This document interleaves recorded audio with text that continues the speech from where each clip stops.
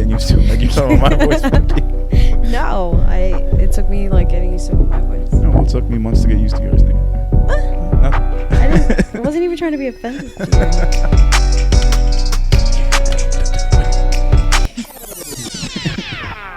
All right, guys, you guys are tuned in to episode 63 of the Lyrical Fix Podcast with your host, Sade. And Kid Pro.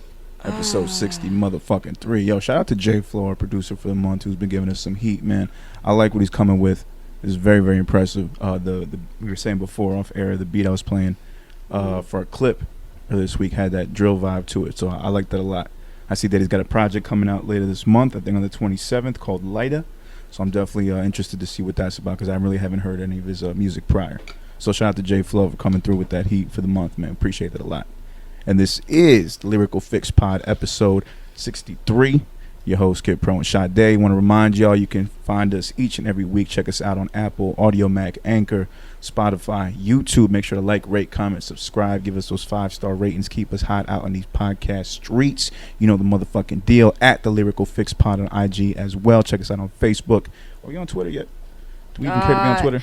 No, we're on Twitter, but I'm not really into Twitter like that, so. I'm not. I feel like we should be, but I actually don't care about Twitter. No, it's linked to the Instagram, so like the Twitter just be like repost from the Instagram, like the Facebook. Fair enough, but we're on Twitter as well, so follow us on Twitter. Tweet us. We are on Twitter. Retweet and all that stuff. Mentions. You retweet that shit. I feel like an old man when I talk There's about probably Twitter. nothing there, honestly. Probably nothing there. Yeah. Probably not. I like IG better though. I know, I like IG better. I'm just an IG guy. I like pictures. I like visuals. Even though you can do that on Twitter all day and shit, it's a whole different format. I'm just like, it's more compact. I get it. Yeah. And there's a certain level of humor that you get from Twitter that you don't find anywhere else. But yeah, I'm just not there yet. Yeah, I do like the Twitter threads and shit are actually kind of funny. Because I get, and it's funny because people will say like, oh, you're on Twitter. Because if you see my phone at every given like time, most of the time, like I have like just a shit ton of like the Twitter fucking alerts. Right. So my phone would be like blown up if I have like if I'm catching the alerts and if it's not on, you know, do not disturb. I'm like, no. Yeah. Oh, but I'm like, yeah, that's just alerts. Like, no. Yeah, I've noticed like IG has become my main hub for like all things news related, music related. Yeah. I still like rely on Twitter, but I get the notifications. That's when I'm like, I really don't go on that. Yeah, like I don't really care much for like let's say like Bleacher Report. I used to have that app where it would just give me sports scores and everything like that. But then I also realized, I'm following them on IG. So whenever I scroll to IG, like their update is right there. So I just get it there. Yeah. I'm like, I'm cool off that shit. And like if I wanted like sports scores from a specific team, like let's say I wanted the Jets scores, I already follow the Jets on IG. So I just get the score there. I worked during the Jets game. You worked during the Jets game? It's embarrassing. Yeah. No, I mean, it wasn't embarrassing. It just sucked. You know, because it's like they're 0-9 now. Like. Damn. When your team is 0-9, like you don't even want to talk about that. Me and my brother are huge Jets fans. Like we just watch and we just shake our heads every Sunday. And I guess this past Monday, whatever the game was, but that was tough, man. Oh man, it was against the Patriots. Yeah, because the week before, no, not even. Was it the week before? Was that a Monday? Yeah, it was a Monday. The week before, Giants were so fucking close, so close. And I forgot who the fuck we played. Oh, Tom Brady, of course. Yeah. So they would shoot to like Tom Brady, and I'm like, yeah, motherfucker. No, we still lost. Still lost. Yeah, man. It's it weird. Sucks being fan of, but at least like we're not the type to like, oh, you're on the bandwagon. No, I've been a Jets fan through and through. I'm still a fan no matter what. Through many, many bad years, and then we had those 2 good years when Mark Sanchez got us to the conference championship. Yeah.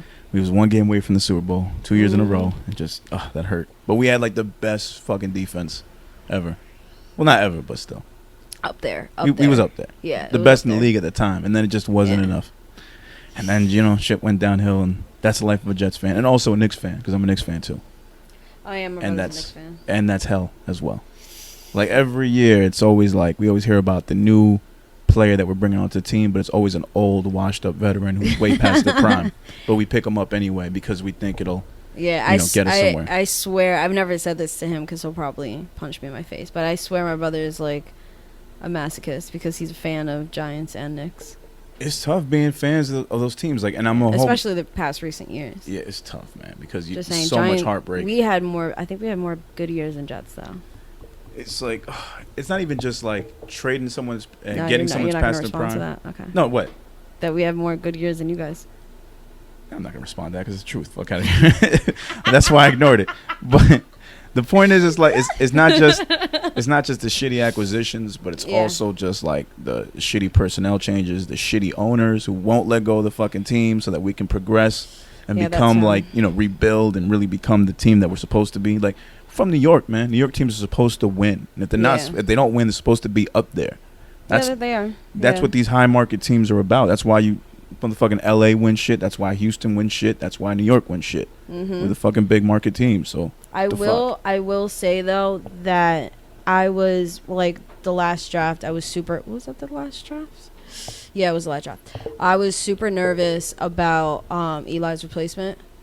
Everybody, I'm talking about my job was just that was like a big thing. Yeah. My job, like, I mean, it was because it's a draft, so you're getting it was packed. Like not just like, okay, we have a Saints game, like we get a lot of Saint fans coming out and all that shit. Like we know, we have Green Bay, we're gonna get Packers in here. No, this was everybody. Right, the draft. But we had mostly Giants because the area, and you just heard a collective. What the fuck? It was just so funny. Do you remember like JVP, Joe Budden got on? He was like, "What the fuck was that?" I remember that. Yeah, that was classic. He was in his room. Sin was filming him. Yeah. He's like, no. I think everybody had that same feeling. Everybody at Miller's, no. Everybody had the same feeling. But I will say, I haven't watched him play until like a couple weeks ago, because I just it's heartbreaking to be a Giants fan right now. So I've been not watching at all. No. But I watched because I was working the game. I watched it, and he's. I mean, he's a quarterback, so he's not like the most athletic. He tried, but I will say that he definitely like he has potential, and I'm like, okay, I can fuck with him. I guess. I mean, but quarterbacks they only last for a couple years, and they're given a couple shots, and they're thrown into the shit in the system. Eli was around for a minute though. Yeah, but that guy had natural talent. That was just built in him. Yeah, you know what I mean? I don't know if Jones has it, but I think he's like. He has something. I don't know. It's crazy how motherfuckers think that just because you look good in college, you get all these astronomical numbers, that's going to translate into the leagues. Like, these are big motherfucking dudes. These are the best of the best coming at you in the league. And, like, it's not just some regular, like, I don't even know the percentage. The percentage of college players that make it to the NFL, it's a very, very small percentage. Yeah. So when you get to the league, you are playing against the best of the best, who have incentives to fucking hurt you because it only helps their contract situation. So it's not just like I'm in college and I'm playing against a line of like maybe a team where 3% of the guys are going to go to the league and the other 3% are going to be doctors, lawyers, brain surgeons, gym teachers, whatever. Like they don't give a fuck about this afterwards. They're just, they're here for a scholarship. So it's different because when you get to that league, whole different situation, nigga, whole different situation. Yeah, whole different. So all these guys, a lot of them don't translate well into the league. It's a faster speed. You know what I mean? The dudes hit a lot harder. They're bigger. Yeah. The lights are on you. You got to talk to the media right after if you got your ass whooped. Especially if you're the quarterback. Like imagine a rookie quarterback. You now into the you're in the New York market. You got all this attention on you that you probably not used to because you're from a small town. Yeah. And now you got to be that guy. And you're in your fucking early 20s. Yeah, no, it's fucking rough. It's a lot to deal with, man. A lot of people have failed doing this shit. Like you really got to be built for this shit. You know? And then one day they love you, next day they fucking hate you. Look at Mark Sanchez, perfect example. Yeah, that was a hard fall. That was. My man went from 2 straight AFC Championship games to that butt fumble. Never recovered from that. And I still don't understand the physics of that. When I see it every time I don't understand. Like the dude looked like he was literally just standing straight and he's moved forward and then fell into somebody's ass. Yeah. I just don't. He didn't fall. He kind of just like walked forward into the guy's ass, but the guy wasn't that much taller. It was weird. Yeah, it was weird. It's fucking freaky shit. Oh, but talking about the game, the Jets game. So that night, I actually had a friend of the show, X. Do you remember X? Yeah. So X was there. Shout out to X. Talking to him and shit, and he is now getting into podcast game. I saw that. That's what's up. Yeah, Talking Points podcast. Yeah, the Talking Points podcast. So shout out to them. It was his boy. I think his boy did like 1 or 2 episodes, and then I think had X on maybe as like a guest, and then now X is gonna actually be doing it. That's what's up. So pretty dope. Shout out to X. Shout out to the Talking Points. Shout out to homie. I don't think X told me your name. If you did, I probably forgot. Oh, we're gonna have to talk to X and maybe have him on or something. Yeah, I think that would be a good spot for you to go in. Oh yeah, a call in. Well, I gotta see if it's straight sports. Straight sports. I think I could do it. I think it might be a mix of everything, but it's like, because he said like his homeboy, like, kind of, they want to do everything.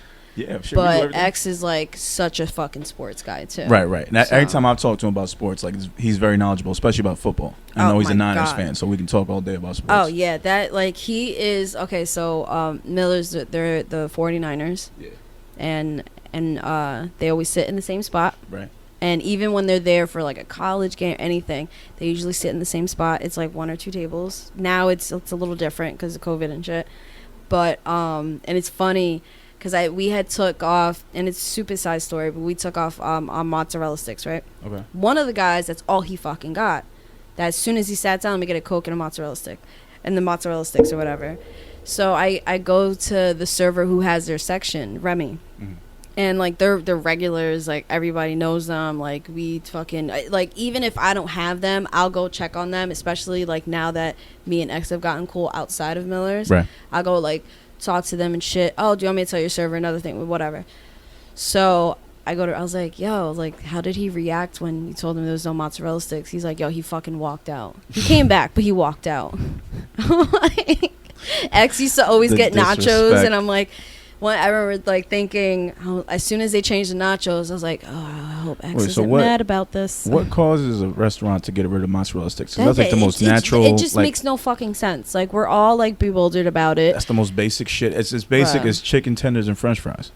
You might as well. And we're known. The thing that like my job is known for is technically chicken tenders. Right, it's deep fried cheese sticks. Like, if you get rid of, like, so if they were to get rid of that, everything would fucking fall apart. Yeah. But mozzarella sticks, it's insane to me. And it was funny, like, we were all talking about it because I had brought it up. I had seen, it was like a while ago, and X and like 2 of the 49ers came by and shit.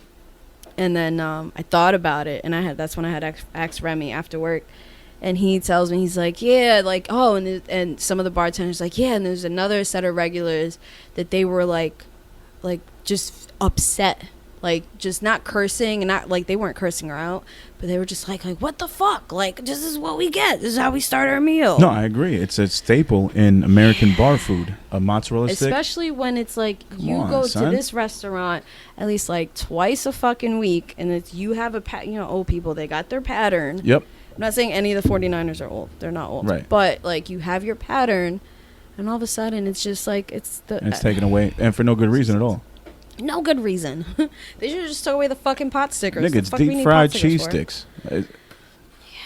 Is there a short supply? What's going on here? I don't know. They added cheese curds to Cheese curds? What's a curd? It's, like, little, like, bolitas of cheese. And it's okay. So like in Canada, they have this thing called poutine. Okay, I've heard of that. And it's the cheese curds with gravy and shit. But it's like really good. It's like a really good type of cheese curds, like, which is usually, I think it's like the skim from the top. Is it deep fried? Yes. Okay, so they think it's in essentially the same, but the cheese that's in that cheese curd shit it's not good. Like, it's not bad. Like, I've tried it before, but it's not the same. It's not mozzarella sticks. It's not mozzarella sticks. Right. Yo. And come on, son. What? No, like, I've had tables like, are you serious? Yeah, because it's a simple thing to order. Like, even kids love that shit. Yeah. That's the go-to thing. Yeah. This one girl literally just like, what? Yeah. And, like, just face planted on the table. And she's like 10 years old. But that was like her meal. That was legit like what she would eat all the time. No, there's a Mexican spot I go to. Every time I go, there's this plate called queso fundido, which is, I translate to melted cheese. Yeah. So it's a big fucking plate, heating, sizzling plate of melted cheese with little bits of pork cut into it. Yeah. And they give you like 4 little soft tortillas to roll that shit in. Mm-hmm. Perfect. If they took that off the fucking list or the menu, I'd probably walk out too. I wouldn't show up anymore. But that shit is lit. Like, the whole point is, when you got your favorite restaurant, your favorite spot that you go to chill at, whatever, you want your appetizers. Like, that's what it's for. And to take that away from someone, that's taking business out, man. Like, just statistically, like, if that is your highest selling, or not even really highest selling, but if you sell a lot, why would you get rid of it? I don't know. Unless the cost doesn't make sense and they're not selling enough to make a profit on it, I don't. They even took away chips and salsa.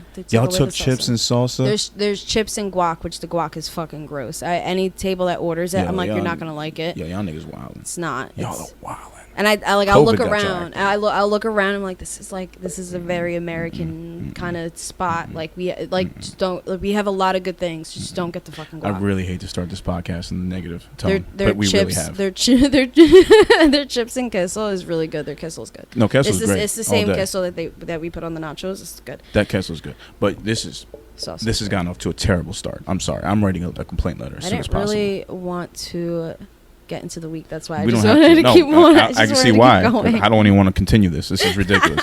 This has been like the past month. I think when did they get rid of it? I think like around the time like opening back up. No, God, no. This has me angry. I don't even want to go there anymore.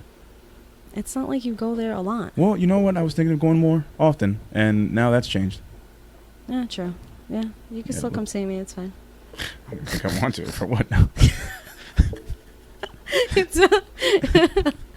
Because we got rid of mozzarella sticks. Yeah. I mean, yeah, you're cool, but it really makes no sense. I mean, in light of it, I'll probably be losing a lot of weight because that's all I was fucking eating over there was mozzarella sticks. So that's what it was? So, the secret ploy to get you to lose weight? Yeah, because gained so much during quarantine. So I was like, oh my God. Did you gain during quarantine? A lot. Really? Yeah, I felt like it. This is the heaviest I've ever been, and I fucking hate it. It's weird. You know what? You told me that the other day, but it's like I see you every week, so I hasn't like. Well, yeah. I haven't noticed. I think just because like noticing it from going through like old check it videos and things like that, and I'm just not happy with myself right now. So I'm trying to get back to like where it was. Well, I hate to be that guy, but did you notice I lost weight? Yes. Oh my God! Thank you. I thought nobody's gonna tell me. Thank you. Yes, you have. You look good. So it's up because it's quarantine is like when you're in that position like where I'm at, you got no choice but to fucking do something with yourself. Yeah, I think because I always had something to keep me busy, so I was always like into the gym and less like working out at home. Yeah. But now I'm like, okay, no, I'm forcing myself. So now I don't work out like here. I'm outside. Right, and when you tell me you're running, I'm like, that's fucking dope because I'm not even doing that. Yeah. Because I get distracted. If I'm like squatting and shit, and I'm like, I take a break and I look at the couch, I'm like, ugh. Oh no, that's the hardest part of working out at home. I hate it. Like it's just because I easily get distracted. Yeah. I'll put a podcast on, but then like I might get a text, I might get Instagram, and it's just like, oh, I'm in between sets and shit. I'm like, fuck. See that? I mean, that I would get at the gym, and it really wouldn't. I can ignore my phone. That's nothing. Right. But it's like seeing my couch or little things like that. You gotta try. Like I did embrace working out from home, and it did me a bunch of good. So I mean, you have the time. I mean, even if it's just 15, 20 minutes. Yeah, that's what I've been. That's what I've been doing. So I'll do like an outside like run or just like walk for a minute. Outside I'll do that like an hour and a half, just like alternating. Yeah. And then I'll go into the garage, where the garage is like filthy, like leaves and shit, like being brought in from the car. So I'll just work out in there. Oh, nice. Little things like that. Oh, so it's not too dirty in there for you? You do that? No, like I just don't touch the floor. Gotcha. Oh, okay. I was saying, what the hell are you doing then? Huh? Like jump, like shit you like do that. like jump rope and shit and jumping jacks. Gotcha, like little things like that. Yeah. It's what is it called? Lighter weight, more reps. Yeah. Then you're toning and you're losing. Right, you're losing fat. Mm-hmm. Yeah, you're building and like muscle and losing fat. supersets. So it's funny trying to recreate like the supersets that you would do in the gym when I actually had barbells and shit like that. Yeah. And then just doing it with like a case of water.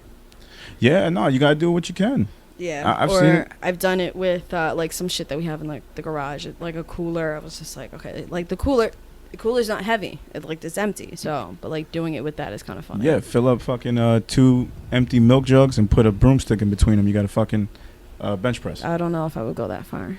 Jim Jones did it.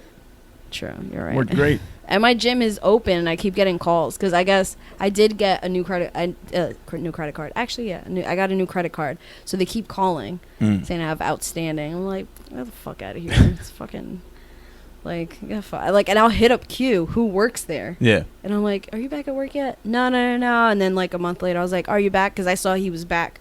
I was like, are you working out or are you back? He's like, nah, I'm back. Blah blah blah. Like we'll talk about it. But I'm still on the fence. I don't know if I want to go back to the gym yet. Like I want to, but COVID shit, I don't know. No, it's weird. That's why you just gotta keep yourself right. At least you're doing the right thing. You're actually going out. You're trying. Yeah. You know what I mean? And then also it's just, I think I've seen it everywhere now. Like I get it because I feel like not being an expert, I hear enough and I read enough about it. It really comes down to your caloric intake. Yeah. Like you just have to like decrease the number of calories, because I think it's been proven. I've read a bunch of other stuff too. Like on this guy wanted to prove that it wasn't eating an amount of unhealthy foods. It was the number of calories you took a day. So this guy basically ate a caloric diet of just junk food. Yeah. But kept it under a certain amount and just ate that and still lost weight more than someone who was eating right but was eating more calories of it. No, yeah, that's what so it is. Yeah, that's what it comes down to if you're trying to lose weight. Like you just have to eat less calories. Doesn't matter what you eat. Yeah, and everybody's body is different. What is it called? What really worked for me was eating small portions like throughout the entire day. Right. That's what really works for me, but like I remember it being so tough to get onto that, and then once you get on, you make it a habit. It's easy. Yeah. But then I fell off, and I'm like, "Fuck! I have to restart that." And then I'm just keep going with those protein shakes and see what that does, and then we'll just don't have too much. The protein shakes? Yeah. Because you can like gain weight off that. Right. It depends on what you put in, because they have a lot of calories in them too. Yeah. It's a whole meal in one. The protein itself too. Yeah, that too. Yeah. Like I put banana, peanut butter, oats, some honey, I think like some frozen fruits in there. That's good. I haven't been doing that. I've been literally just adding water or milk. Like 1%. I did almond milk. Or just juices. Like I'll just blend juices together. Yeah. So I like I had grapefruit and cucumber. I've been drinking that for the past like couple days. This is like old head talk. I like this. This really is old head talk. Like, you young niggas wouldn't know nothing about this. No, not at Enjoy all. that shit while you got it. For real. Enjoy those flat stomachs while you got them. Oh, God. I mean, I never really had a flat stomach, but I just wasn't. Nigga, I saw old ass pictures of you. I didn't have a flat stomach, though. I saw old pictures of you when you weren't looking at the camera. You were just your little black hair. Somebody was like, damn, you always had, was somebody from work. Don't get it twisted. Sade had some old pictures. Sade was trying to stunt out here, yo. Sade was showing it off. My friend was getting into photography. She needed a model. I was like, okay. So, no, this bitch, I brought, I think a whole suitcase of clothes. I was like, I don't know. Because she came to my house, went through all my shit, and I'm like, okay, I'm just going to bring, this fucking big-ass maleta of clothes. And we ended up just, going through that. But fucking, what was crazy it? Seeing that picture. I was like, oh, look at Shug. Fuck, what was it? No, somebody from work was like, damn, you always had thick-ass thighs. I'm like, yeah, they were just more toned back then. They were just a lot more toned back then. Yeah, but I always had them thighs. It's that time. Like I said, it's time to get back into it, right? Yeah, it is. I've been doing it. I'm trying. There you go. Keep that running going. How far are we at? Now we can break down. Let's break. And we back. Check it out. Lyrical Fix Pod, episode 63. So we just did a quick react video because we haven't done one in a couple weeks, and we chose to react to Dave Chappelle's recent monologue on Saturday Night Live, because he did the election special, I guess, the election episode when Trump won 4 years ago, and now we just did it again when Biden won, which we're recording this on the Thursday after election. Well, the second Thursday after election. Yeah. And I know we didn't want to get into this, as we're not a political podcast, but we can get into it. This dude is still trying to get these votes recounted, and I do still keep a couple of Trump supporters on my Facebook friends list. And why? Because it's always I like to keep at least one or two people that have a differing opinion. Have a different opinion, because he's one of the people that, like I said before, I mentioned in episodes a long time ago. It's this actual rapper I know, really good rapper.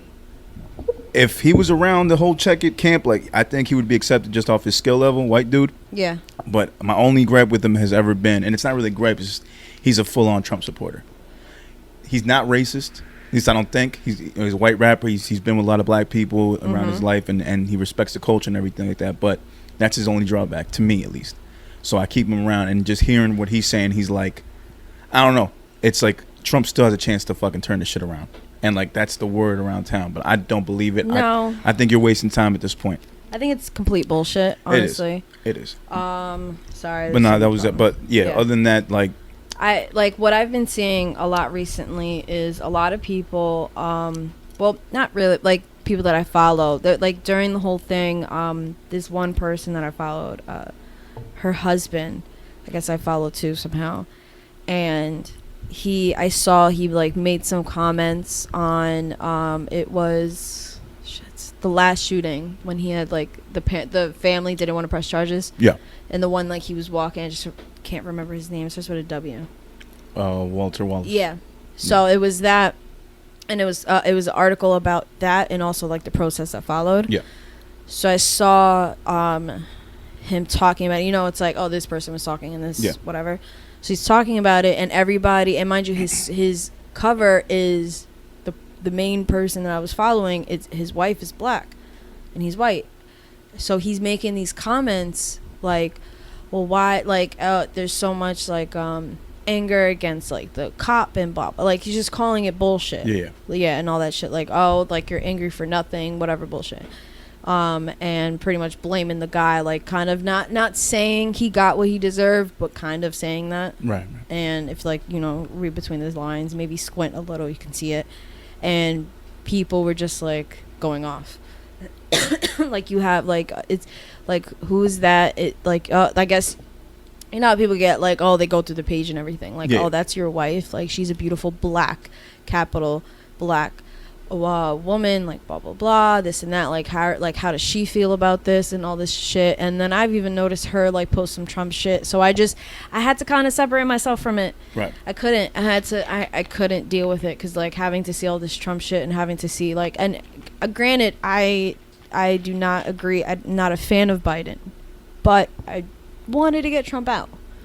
I feel you. So I went. Yeah, so it's nice that he's out, and I hope he stays out. But it is scary at the thought, like you see these videos of these people saying they want to rally up, they're calling voter fraud and all this shit, which is hilarious to me because there was definitely voter fraud the first time. Oh yeah, and the mail-in ballots from dead people. Yeah, which I was like, I didn't even know if that was possible. If it is, okay.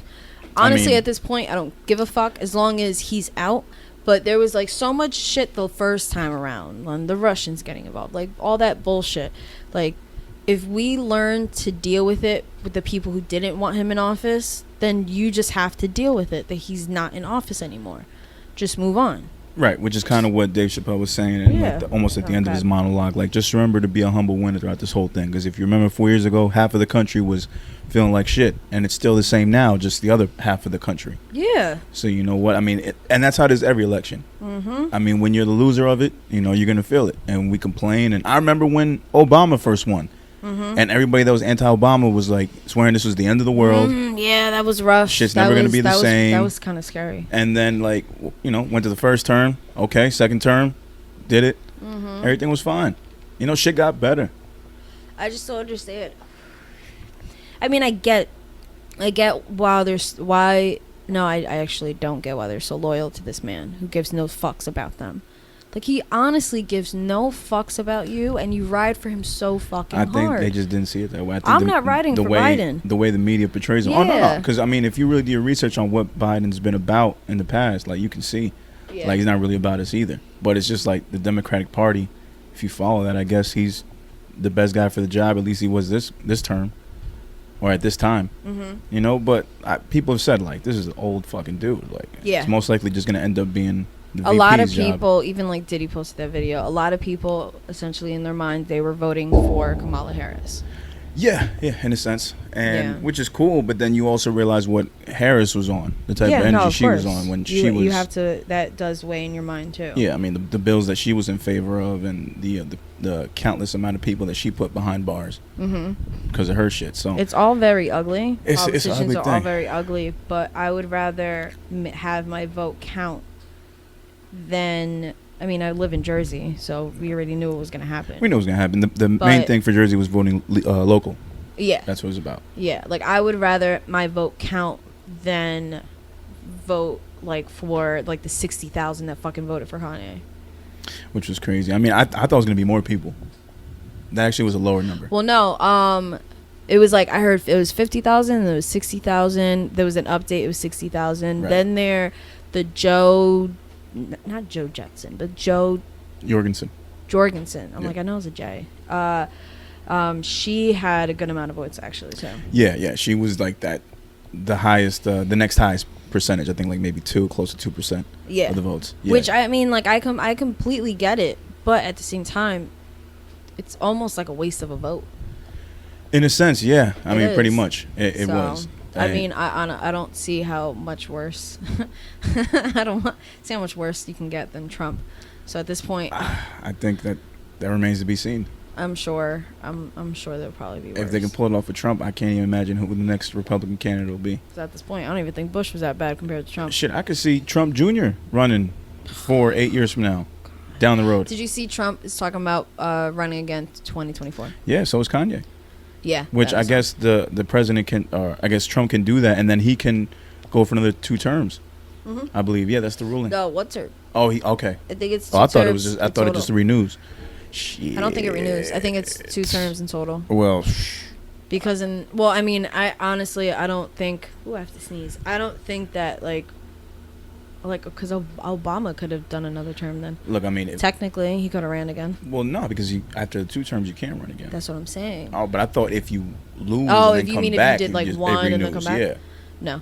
Okay. Yeah, because technically he did. Like, he can come back and do another term, but he can't go for like a 3rd term. All right, but realistically, let's just say if he did try that, like he's already another 4 years older. Like I just don't see it. Who? Trump. If he tries again in 2024. It's Trump. He's retarded. He Right, probably but will. you never know in 4 years what could happen. You're I'm right. saying, dude's like already 80. So is homeboy. Yeah. He's more 80 than. That's what I'm saying. So you got to have a young, and hopefully maybe this guy will have a better VP selection that'll make people want to vote for him. Yeah, because I knew parts of America were fucking scary as shit, but like, seeing all these videos of these like fucking cousin, these married cousins, married fucking brother and sister is like, oh, like talking about a fucking rally for this and like fuck Biden and blah blah blah. It's just a little scary. Yeah, it was a little scary. Talking about hitting the streets, I'm like, stand back and stand by, all that bullshit. yeah, and all those people is like, it is scary to think, and like hearing like, you know, civil war being thrown around. Oh, I'm scared to think about what could happen in the next couple months. Just knowing that this guy, if it's official and we know he's going to be out by January, he's still got a good 2 months to just cause fucking havoc and do God knows what. Oh yeah. In the meantime, to get off of this shit, like, well, I mean, still kind of. Well, But, like, we didn't even talk about the Chapelle video. No, we are, but like to transition into that. Yeah. So did you see? What was it? That the government is scared that he's gonna do like tell all the secrets and shit. Yeah, I was thinking about that. Did you see what I posted? I was No. like, a tell-all book. If that isn't some industry ho shit. It is some industry whole shit. That Now is that you some- mentioned it, yeah, I can see that. It's fucking Superhead Trump. Super Trump. Putting out some Super Trump book. Yo, I could see that. Or maybe if he man. doesn't, but I think once he gets out, like if he writes a tell-all book or starts a podcast or some shit, some type of platform where he can He'll just get speak his mind. No, he'll probably get killed. If he tries to release it. Yeah, you're right. I can Because see you're other going people. against the CIA. You're going against these people who are known, I guess secretly, not really, but like that they assassinate like dictators and all this crazy shit. Yeah, So you're you right. can't really. You're right. I can see some shit Like, that that'd going be fucking stupid. But this is also Trump, so he probably would. That's why they're so like, oh fuck, like, Well, is he gonna spill secrets? because I mean the word is that like he's trying to go so hard to get reelected because if he loses his presidential seat, he might get arrested. Putin? No, he might get arrested just for like his tax evasion and whatever shit he owes. So True. He'll probably end up in Russia anyway. so he might just want to fucking let all this shit out Yeah. before he's like, I'm gonna be screwed either way. Might as well. I wonder if homegirl's really getting a divorce. I would leave. I would definitely. Yo, that's the smart thing to do. I hope. Just bounce. I feel so bad. relieve Like, I mean, yourself I of the don't feel bullshit. bad, but I also feel bad, like, really for her, because she's just thinking, like, she's been a prisoner for 4 years. yeah. Yeah. Because she's a gold digger, so she's just thinking, all right, I just gotta do some nasty, freaky shit. He's probably gonna die soon. Hopefully a heart attack. I just gotta fuck him and get his he's money. lived longer than she expected. How long have they been I together? have no idea. But that's that's just a scary thought to be put into. That's why I couldn't be a gold digger. As much as like, as much as a sugar daddy is so fucking like that thought, like, oh, I can get my business. The security. Ooh, I get some money. I get some. Okay. Like Your I just little got weekly allowance. Yeah, like like to think about that, but then like, oh, what if he survives? She was probably excited when he got corona. Oh yeah, this thing is almost done. Or she might have been worried too. No one even checked on her. Did she ever have it? And we never found out. Did she have it too? I don't even think they sleep in the same room. Nah, probably not. But did any of his kids get it? Like, because other staff in the White House got it, but I think they said that she did get it. That them two, they were quarantined somewhere in the White House. Jesus. Both of them. Fucking Christ. So I don't know. It's some scary shit, man. Like, you're right, the Civil War shit, I feel like that could happen. I feel like he could let out a bunch of secrets, and that wouldn't be conducive to us as a country, you know? No, but it's just funny to think, like... The floodgates are open. To see him, like... I mean, he wouldn't drop a book. I think it's more if he told another country, like, the secrets and shit. But it is kind of funny to think, like, see his face on a book. Oh, my God, yeah. Or, like, George, he's like this. It's like... Trump. His tell-all. Oh, I'm trying to think of what I'm waiting for the goddamn... Unless it's been done already. I'm waiting for the biopic movie. I'm waiting for the... He's going to be, like, when it's all said and done, he's going to be one of the most, like, important figures of our lifetime. I think, like... I mean, he was before. In a sense, like... Well, definitely the most polarizing. Like, you either love him or you hate him. Yeah. I mean, I think he was, like, kind of neutral before. Or very, like, looked up to. Because that, like, we talked about it before, especially with hip-hop. But I think now it's become polarizing. Because before... sorry, I'm, like, losing my voice. Before... It's not going to be good for tomorrow.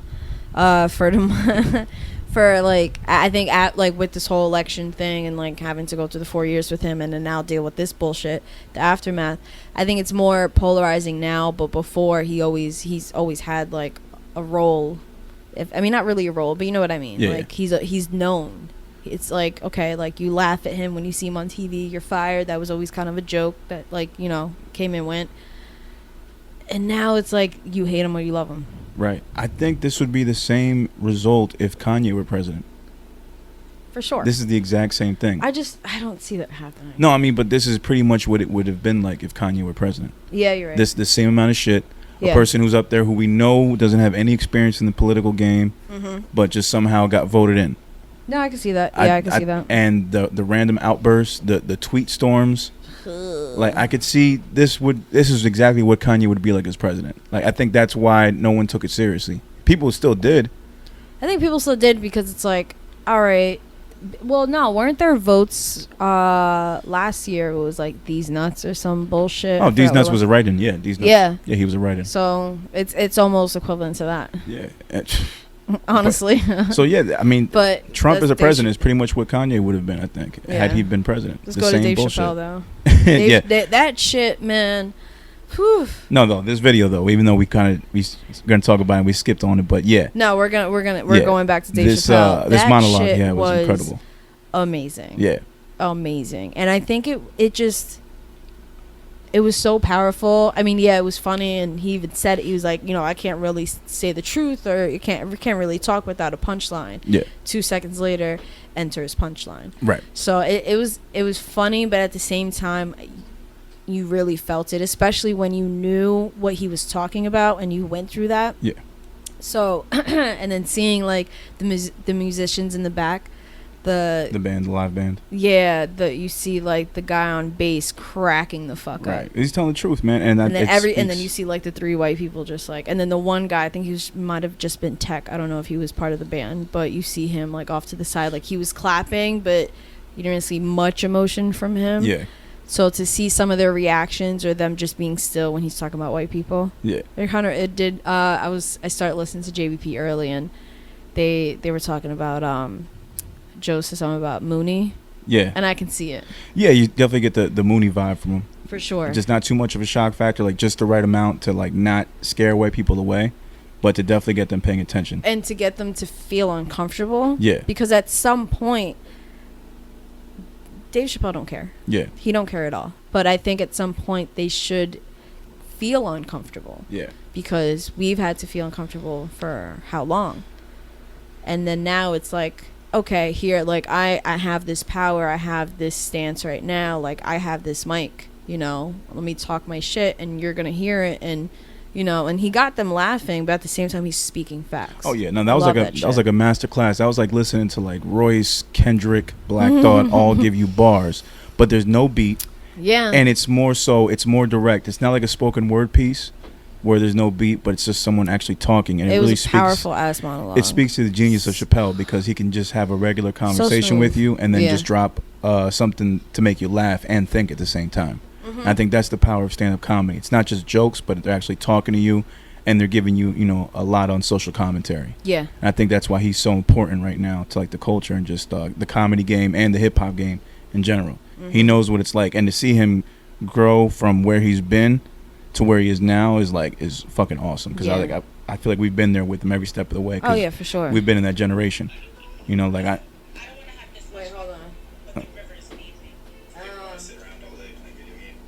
Okay, edit back in. My bad. No, but yeah, I was saying it really speaks to the genius of who he is as a comedian. Like, he's transcended. Like, he's not just a comedian. Like, he's so much more than that. Yeah. Than what he is. It's like when he speaks, like everybody's gonna fucking listen, because you can tell like there's a lot of experience there. There's a lot of knowledge and wisdom. Like, he knows what's up, and he's been through a lot.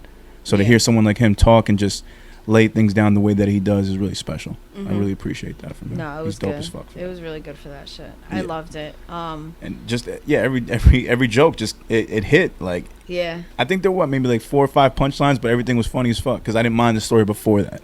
The grandfather one, the grandfather one, and just being sold and bought more than he was. So you're getting bought and sold more than I was. Yeah, that shit was funny as fuck. What else did they say? The nigga lessons. And like the heartfelt message at the end, and it like just was a commercial. It was like it seems almost like a pill commercial.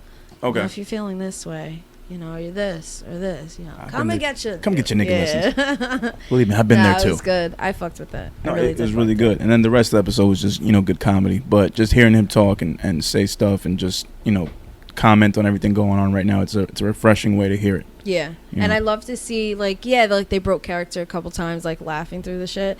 But you can kind of see, like, I only saw the one skit, but you can see the fact that they're like in such a good mood. Yeah. They were probably celebrating. Yeah, they were having fun. Yeah. It was a good time. The thing about the changes, like I mentioned to this off air, think about the changes, the last minute changes. Yeah. When it was like, okay, he's at like 284 now. Biden won, whatever. And the last minute changes to, okay, well, he won, let's do this now. Like, maybe we should do this. Oh, yeah, I mean, because it's all live, so they got to make last minute changes. The writers got to go into overtime. Especially because it's reflective of current events. Going on, absolutely. That's the beauty of it, man. No, it's a crazy show. That's what we were saying before. I couldn't even see myself doing a show like that. It's hectic, yeah. The live element is crazy. Like, we just do live shows, but those are always like practice. Those are rehearsed. And then we go in and do them. It's, because these are rehearsed, but like at the craziness of having to, okay, wait, so then this just happened. This person just won this election. Because those shows are done in less than a week. Like, they start probably on Monday, and Chappelle's probably there in New York at 30 Rock on Monday and going through everything, and they just have to do rewrites and dress rehearsals. So they probably only rehearse maybe less than 10 times, and then they do it live in front of an audience that's going in front of millions. Yeah. It's a lot to deal with. I'm also kind of happy that Alec Baldwin's still there. I love him. Yeah, doing He's Trump, man. Fucking hilarious. And then Jim Carrey doing Biden as well. And that I still haven't gotten to see. Oh yeah, there's a bunch of it was in that we fast forwarded. We fast forward. I'm gonna watch. And then Maya Rudolph being Kamala Harris. I love her. Which is dope. So yeah, it's really good to see those. Back again. Which one's Big Mouth? Big Mouth. What, the show? Yeah, that's Maya Rudolph in there. Oh, okay. All right. I'm like, what? This crazy segue, but you're right. Yeah, she's in there. You're right. We were talking about Maya, and I just randomly thought about it. She's the puberty monster. Yeah, that was a good show too. Yeah, the episode about nothing. It's the episode about nothing. So yeah, I've been watching Seinfeld, and I fucking love that show. I can't get enough of it. No, hell, did you ever watch Curb Your Enthusiasm?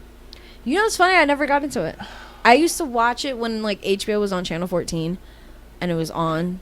So it was like I would catch it, but I never really watched it. See, if you watch it, you will get so much more of who I am as a person, because I feel like that's my spirit animal. Damn. Well, see, okay, so there's a dilemma, because The Office is in its last month and a half, and I can... On Netflix? Fuck. What? Where's this going? I was gonna watch The Office, but now I'm like, fuck, should I watch Curb? Well, you still can. I don't think Curb's coming off anytime soon. It's on HBO Max though. Oh, it's only on HBO Max? Yeah, it's only HBO. That's the thing. Womp. But well, it's I'm gonna like watch The Office then. fucking 10 seasons worth of shit though. It's a great fucking show. Okay, I'll watch Curb first. Yeah. Then I'll get into The Office. Yo, Curb. Hopefully I can. I'm trying to see if I can fit in Office. I think I can. I can make it work. I can do it. Getting in so many random situations with people and end up pissing them off is my life. And just seeing that happen that on I know TV, is like pretty much the that's why I love whole it so part of much. it. I know. It's another so show. It's good. like a show. It's another show about nothing. Well, yeah, exactly. And it's based on the dude that played Costanza. Mm-hmm. Like, that's Larry David. That's him in real life and just him dealing with the shit. Everybody knows he's the creator of Seinfeld, and he just still finds himself in precarious situations. Yeah. And it's just hilarious every time. Yeah. Because that's what I loved about it. Because I never really...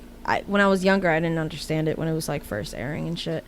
And then Seinfeld, like, watching that or, like, reruns of that. And then I forgot who it was that told me, a family member was like, oh, no, that's Costanza. And that's the creator. Yeah. Because I had seen, when, like, Larry David's name pops up in the beginning of the episode. Yeah. It's like...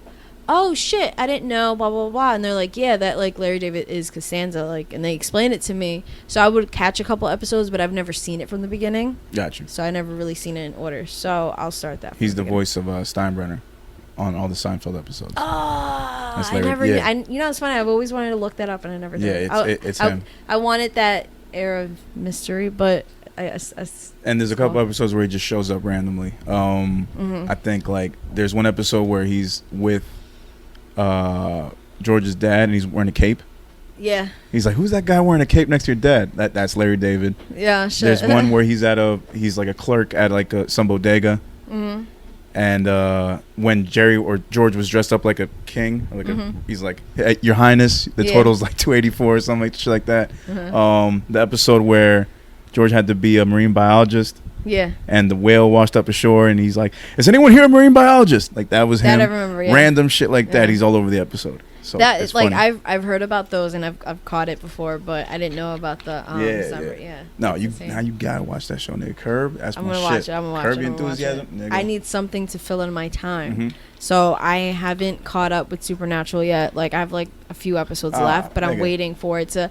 Oh yeah. So wait. Go ahead. So I started watching thinking, because I'm catching on CW because I'm like, you know what? I can't fucking wait. I already seen it. So season 15 is their last season. Oh my God. I know. 15? It's a lot. Bro. Because now I get it when I'm watching the show. All right, fine. Okay, so season 15 is their last season. I watched because they did the like mid-season finale kind of thing. And then they brought it back. So when they brought it back and I saw it on Netflix, I started watching it.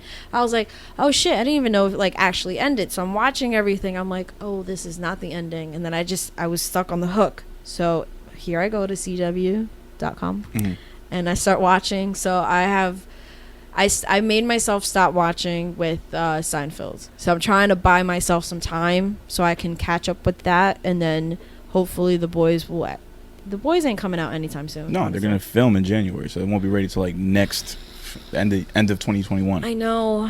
Probably. But whatever. Yeah, but no. Look, what I've noticed about Supernatural, and because it's 15 seasons, like I told you before, and I think I didn't tell Guest this, but he mentioned it because he's like, yo, it's dope that you're watching it now. Mm-hmm. I get why it's 15 seasons, and I mentioned this to you before. Mm-hmm. It's like fucking Law and Order and Grey's Anatomy and all those shows in the sense of every episode starts with the problem right away. It's the monster, the spirit, the ghost, whatever the fuck it is. Yeah. Attacking this random people, and then these guys, the main characters, show up, do their investigation. Mm-hmm. Like, this is no different than fucking Law and Order, where it starts with the crime being committed. No. Then the cops and whatever, they got to look it up and take it to court and all this blah, blah, blah. And then the episode ends with the thing being stopped, the solution. Yeah. That's why you got 15 seasons of shit. Same format. I can't use my hand this much.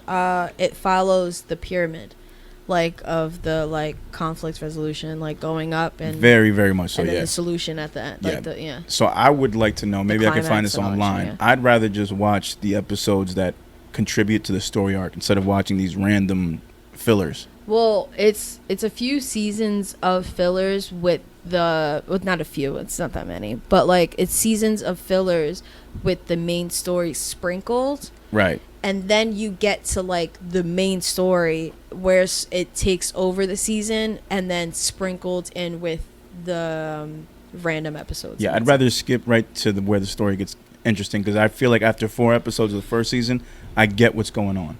Yeah. I get the gist of it. So I'd rather just skip the filler. Even in that case, like, because I didn't know you were going to start from the beginning. I didn't think you would want to. So I was just going to tell you to start at whatever season. Oh, because I figured what better way to, the way you explained it. I'm like, let me start from the jump. But I did mention that there's like filler episodes. So then do you recommend somewhere I can start then?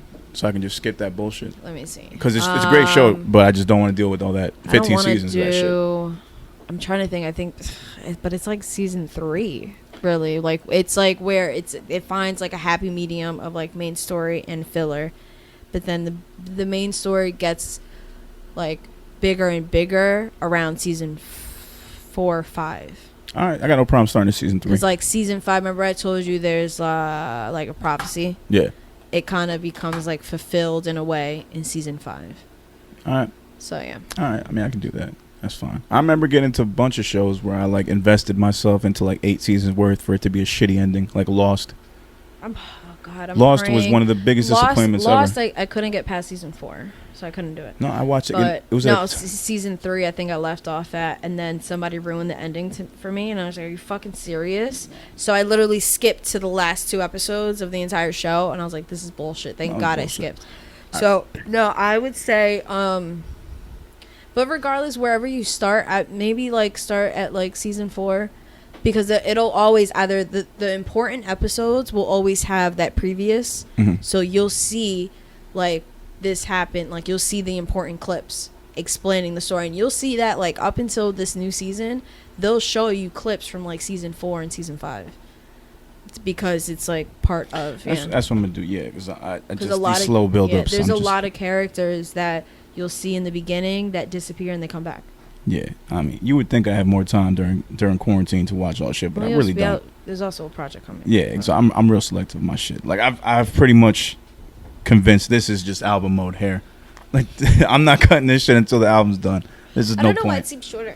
No, it's not. It's really fucking long. Oh yeah, no. I think I just have it all jammed in my hat right now. Probably. I'm like, it's to the point where it's just bad. I mean, if I style it and it's really curly, it looks nice actually. It looks presentable. That's good. But I mean, I could use a shape up, sure. But you're gonna have one tomorrow or no? No, I don't have any time. I got no time to go to this dude and get it unless I come like a little bit later, and I gotta see what his time is. I could go like early Saturday morning, get me and my kids haircuts and shit, but I'm just so used to this now. Like I mean, I'm just kind of letting. Yeah, it's album. We're about to go into quarantine again. Right, so what's the fucking point? Yeah, let's talk about that. So the second wave is here. Second wave is fucking here. Let's turn it up. And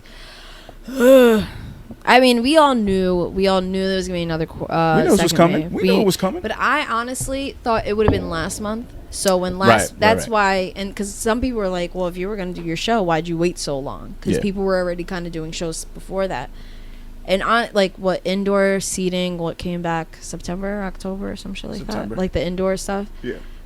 Which I did contemplate on it. I couldn't really find it. I did find an outdoor space, but not in time for for the date, November 13th and shit. I know it was a little late, and I did fuck myself up for that because I had started planning this time last month. Yeah. I'm like, all right, I got a month. That's it. I got a month. I could have done it a lot sooner. I really didn't think. I'm like, you know what? Maybe the second wave will be December, January. I figured as much, but this shit came, and as much as I wanted it, I just wanted it like next week. Yeah. Like I didn't want it this soon. And I really thought it was gonna being cold, especially after Ron's event. Like it was cold as fuck that Saturday. And then we had, then the next weekend, 70 degrees. Last weekend would have been perfect to do the show, and I could have done it outside because it was fucking amazing. Well, no, this past weekend, yeah. It was amazing. 70 degrees. You would like this is November. Like get the fuck out of here. I had tables outside and everything. Like I get it. Global warming is a thing. I understand, and we might never get it. 2 days ago, it was 70. Yeah, we might never get a fucking regular winter ever again. Who knows? But god damn, man, like shit. Yeah, It's wild. But So yeah, now shit's shutting down. Yeah, so this past Monday, which, ow, shit, that was my wrist. This past Monday was, I don't know, fucking day. So Murphy announced that indoor dining is now brought to 10 o'clock curfew on indoor dining. And apparently gatherings too. So now the show has to be moved up. So that was fun. Yeah. Mind you, I had hit up the guy on Monday. Hey, blah, blah, blah. Because I'm walking into work. I didn't know about Murphy shit. Sunday, I spent all day at Woodbury Commons shopping and shit like that. Just chilling with, my boyfriend and, like, family and shit. So, just chilling. Yeah. It wasn't really on my phone that much. I got a phone call that we will get into later. Actually, I don't know if I want to get into. The phone call kind of almost ruined my day. Didn't get into it. Monday, I just chilled. I worked on Trill's episode. Shout out to Trill. That was a dope. That was a dope episode. Let me just play his little drop that I got. Son, where'd you find this? Yeah, I'm so excited. I finally got it. It's been a very long time. Shout out to Trill. Been waiting for that shit for like over and a year. And Jackie as well. Yeah, Jackie was amazing. So I was working on that. I go into work, and they're just like, "So, oh my God, so like, what's gonna happen?" Blah blah blah. I'm like, "What do you mean?" Oh yeah, Murphy said. I was like, "Wait, time out. What?" I mean, granted, for us, it's only an hour because we were weekdays 11 and weekends 12, so it's an hour, 2 hours. My last job that I had just left was rocking until 2. Once indoor dining opened, they were like, the town was like, you know what, like, it's cool, you don't have to do the 10 o'clock anymore, just go regular time. So we were doing like 2 in the morning, but but now they changed it as if COVID has prime hours after 10 o'clock, and it's I don't get it. Yeah, we can do whatever we want outdoors until 10 o'clock because that's when Rona comes out. Yeah, that's what it feels like to me. Like, and it's funny. So I'm hitting people up for the music, and I'm telling people about the time change for the show and this and that, and be like, you know what, like, I told a few people, I'm like, pro dubbed at the second wave send off. Like, let's just end it right. Let's just do this right, And I'm talking to guests. I'm like, all right, he's like, I sent the music. I'm like, I got it. What order you want the tracks in? So I had gotten out of Instagram. I see the notification pop up on my phone. All I saw was Winter Came. So I'm thinking in my head, I'm like, damn right, fucking Winter Came. Like, I go to hit him up. I was like, oh, that's a track. Never mind. Because I was in his email, and I see Winter Came. I was like, oh, that's a track. So I tell him, I'm like, yeah. Just thinking, like, yeah, Winter Came. People acting like fucking White Walkers and be running the streets and shit after 10 o'clock. Like, the fuck? No, it's sad, man. It's like White Walkers with the Rona. White Walkers with Rona. Just coughing. Walking the streets at 10:01. They catch you and just cough in your face. They're just standing outside of restaurants at like 10:05. But you can combat them if you have your mask on. True. Of course. If you have your mask, you're like invisible. Which is funny. It's kind of like I think I heard it. I forgot where, but it's probably JBP. And I agree because it's stupid. And I was saying the same thing. We're not allowing people to eat indoors, so we're setting up outdoor areas, but we're closing them up. Yeah. So you're still eating indoors, but outdoors. Yeah, I've been hearing this for the past like 2 months. Yeah, I just never thought about it like that, but it's the fucking truth. Like, whenever I go outside, I'm under a tent. I'm never actually eating outside fresh air. Like, it's a closed up tent. I mean, a tent, but it's closed up. Oh, but so you're in a bubble. So I'm in a bubble. Box. So yeah. I'm still indoors. It's technically still indoors. Still indoors. It's still indoor. Like, we went to the Mexican spot in Clifton I was telling you about, like by Q Studio. Yeah. And they closed their shit up because it got cold. Right. And they have the heaters underneath the tent and all that shit. And the fucking tent is huge. But fucking wrist. But they, like, I'm thinking about it, and mind you, like, we got a table in the corner of like the tent. And it's, like, it's kind of open, and it was cold as shit because I had the breeze coming, like, to me, to the table. But it's still not outside. No, I know. It's not outside. It's fucking weird, man. It's weird. It doesn't count. We, like, Miller's, we're going to close up regardless because our outdoor only has 10 tables. Yeah.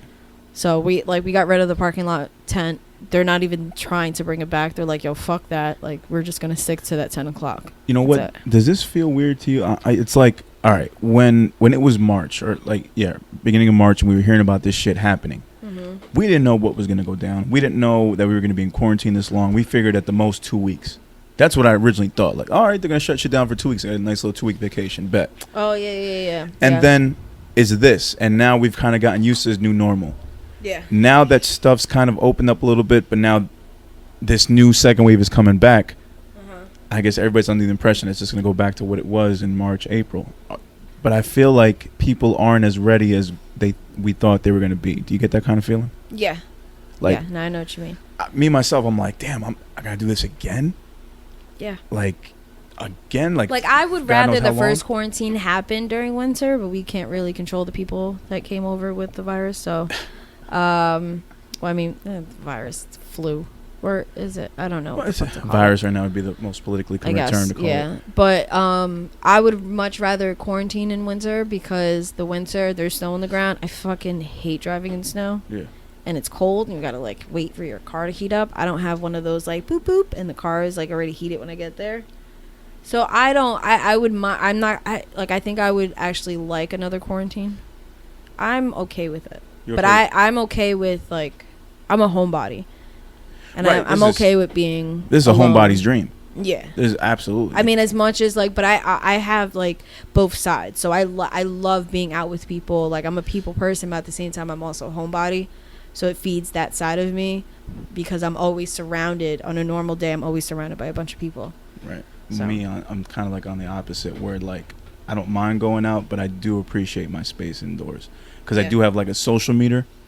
Like when I'm out for too long with people, unless, and it sounds fucked up to say, unless I'm like high, like I don't have patience to be around too many people at one time. Like sometimes when I'm in a room and there's more than 6 people, I feel like the vibe changes. Because when you have a nice, healthy mix of 6 people, you get a nice conversation going. You can crisscross conversations and it's even. But when a 7th person or more come in, it just, to me, it kind of kills the vibe. And I need to be some sort of like, I mean, it does. I know. I get what you mean. I think I've been able to. I've always been around a lot of people. When I was younger, like we always had like house parties and shit. And even growing up with a lot of siblings and just always having like, a cousin of ours needs to sleep on the couch. Like an aunt of ours needs to crash. Like we always had a house full of people. So something like that, like I had to learn how to like college is where I really got to like be alone and I fucking loved it. Like I learned to like be by myself and I loved it. Right. I have no problem being by myself. Right. But I like both. Yeah. I like a healthy mix of both. And I've been by myself in the sense of like it's only been me and my mom, my little brother growing up. It wasn't really a big family. No one was really staying over. It was just us in that apartment. So I'm kind of used to that. I'm used to just my space, my own little area where I can do my own shit. And just being around a bunch of people. Like I never really did it unless there was a point to it. You know, like now, like I'm very like, because of the kids, like I don't go out unless I'm getting something done that's productive. Like unless we're doing some writing, unless we're recording. Yeah. You know, only instances where I haven't done that has been like, all right, if there's like a party or something. Or, you know, we go to a release party. Yeah. Something that's not necessarily for me, but I can gain something from it. I just try to make something productive out of it. Yeah, I'm not going just to like have fun. Like I hardly have those nights anymore. Yeah. Because you realize it's just like you can have just as much fun at home, and especially with the kids. Like any time with them is more than appreciated. Yeah. So for me, it's different nowadays. Like I really have to have something to go to, and I can gain from whenever I go out. Yeah, I have to be in the mood for it, and it's also like it'll be out of convenience. Yeah. Do I really want to drive right now? Yeah, that happens a lot. Like as social as I want to be, and I know I need to be out here, sometimes it's just like it's not in me. Yeah, it's just not in me. And it doesn't mean I don't like the person. It's just like, it's not a good day. Sometimes you hit that point where you're just like exhausted. I'm socialed out. It's like that. Like you've hit, that I get. Especially because what I do, like my job is always, sounds like I'm a fucking like professional. Like I just serve and but like for what I do, like I'm always fucking surrounded by people. Always. Even when it's dead, there's so many fucking people there working. So it's just a party. Yeah. Yeah. Me right now at my age, if I went into that world, I don't think I'd handle it very well. I think I'd lose my patience very quick. You mean like my job? Like if I was just to get into any industry where I'm surrounded by people all the time, I think it would be like a little hard for me to accept at first. Yeah. Like I'm somebody who like if especially before work, like I'll go into work early to eat, but I'll have my headphones on and I'm just praying. Like I'll pull up Netflix or Hulu on my phone. I'm just like, nobody talk to me. And then as I'm sitting there alone eating, just watching my shit, somebody sits. I was like, okay, no problem. So I like my little alone time. I just like a good balance, really. Yeah. So I'm not really mad about another quarantine. It's just I really just wanted one last fucking show. One last show. We're gonna do it. We're gonna get it done. It's gonna be great. Like I said, we can't stress over shit we can't control. No, I know. And I'm just praying that now that people, I mean, like, it's a different time, so people will understand, like, yeah, I should probably get there a lot earlier than I usually do. I mean, you would hope. Because we don't know what's gonna happen. I mean, we really don't know what's gonna happen. I hope people don't try to stroll in after 10. They better check their phones. They better check their IG, and you can see. What you know? What, just gonna have to put reminders like show's gonna be ending at this. Show's gonna be ending at this. Yeah, I sent it to a shit ton of people. Like the story and shared it. And just keep pushing it tomorrow. Like we're gonna keep pushing it. I'll push it too. Like it needs to be done because we gotta take this serious. Yeah, a lot of most of the performers are like resharing that story and posting it. As they should. I mean, it's only right because we want to keep this being like one of the top showcases around when we're able to come back. You know, full strength. Yeah, so I'm thinking of planning. I was talking to Yos about it, doing a comeback in spring. So nailing down that outside area, wherever it may be. Crucial. Yeah, nailing down an outside area, and then trying to figure out what we're gonna do for South Jersey with me and him, and then I'm really trying to I'm getting into the world of vendors. Shout out to Ooh Wee Drinks. Hey, Ooh Wee. It's all good, keeping me very refreshed. That's right. And feeling nice right now. I had that Henny and apple at the show. Oh my god, great. that green apple shit was so good. Yeah. He gave me a shot of everything. I fucking loved it. Oh yeah, the sample. Yeah, I got the sample as well. Homeboy was digging my attire. Oh yeah. Yeah, my costume. So that was fun. I had a shot. Now it wasn't really a shot. It was like half a shot of like every drink that he had up there. Yes. So I got to work and I was just like, "Hey, what's up?" It was a nice time. It was nice. Yeah, I enjoyed the hell out of that show. Nah, but it was dope. I'm ready for tomorrow. I'm anxious. I have so much shit to do though. I remember how it gets for you during show week. Yeah. We hardly get anything done, which is why this episode is the way it is. Yeah, the show about nothing. I'm telling you, we should episode about nothing. We cut this short. No, we're fine. So anyway, I love this. I'm not gonna get into See this, people? Yeah, no matter what, she wants to give you a full 4-hour show. No, you don't need 4. Fuck you. We're not gonna do 4 hours. I still gotta edit this shit and come up with a playlist and get everybody's music together. No, so last night, I don't even know. I got 2 people pissed me off this past week. That like the first one, I don't even really know what to get, how to touch it or not. Because it is family. Oh no, then don't worry about it then. But it's not even really that they're family, because not for nothing, I really give 2 shits if we're blood related. If you piss me off, you piss me off. That's it. Ugh. But it just the nerve of him to kind of disregard what I do, and like say, oh, and then like you're explaining it's. I'm not trying to sound cocky. I'm not saying that I'm an A&R. I'm not saying that I'm really anything. It's just for you to explain to me what an A&R does or how to move in this industry. Fuck you. So someone try to downplay what you do? Yeah, okay. Try to downplay it. Like, first off, you don't really be checking for me like that. Okay. You don't hit me up to see what I'm working on or what I'm doing. I'm not public about a lot of the stuff that I do behind the scenes. Okay. And I have so much shit in the works that you have no fucking idea about. So for you to hit me up, and I know what he's doing. Now, he does this all the fucking time. He has this grand thing happening, and somehow, and I hope you're fucking listening, somehow because he plans it in his head. He's like, so I'm gonna have her here, and he like thinks he's playing chess in his mind. Gotcha, okay. You're playing fucking checkers. But anyway. Okay. Thinks he's playing chess in his mind. And he sees it as, I'm going to talk you out of what you're doing. He does this a lot to everybody. He downplays what you're doing to make you think, you know what? I ain't doing shit. Let me join your team. Gotcha. That's what he's trying to do. Gotcha. But my thing is, No, because first off, we're related. I've dealt with you for years. I know how you move. I know this is just another tactic, and all you did was piss me off and hang up on you. I'm here trying to shop. Actually, Juan was shopping for me. He was buying me stuff. I actually got like 2 pairs of new sneakers and a pair of Timbs I'm really excited about. I have no idea what I'm wearing tomorrow because of it. But anyway, so it baffled me. Because you have no fucking idea what I'm doing. And for you to be like, well, in A&R, this is what they do. Who the fuck?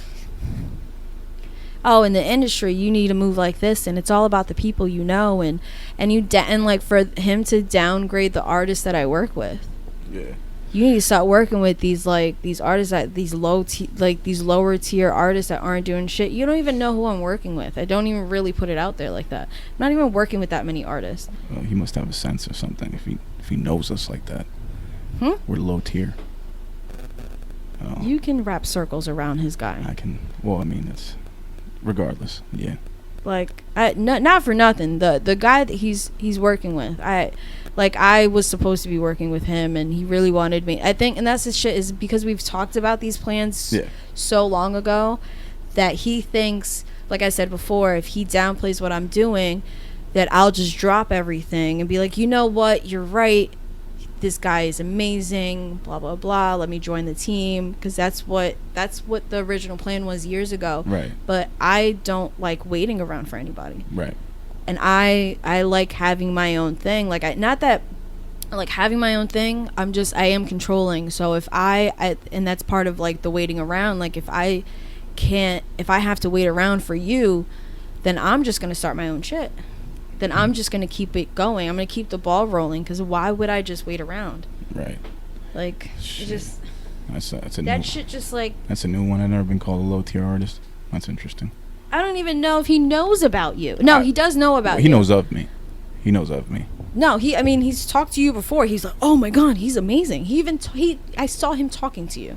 Yeah, but... At the last show that you guys were both at. I won't say much about that, because I do remember that. Yeah. He's a fucking mess.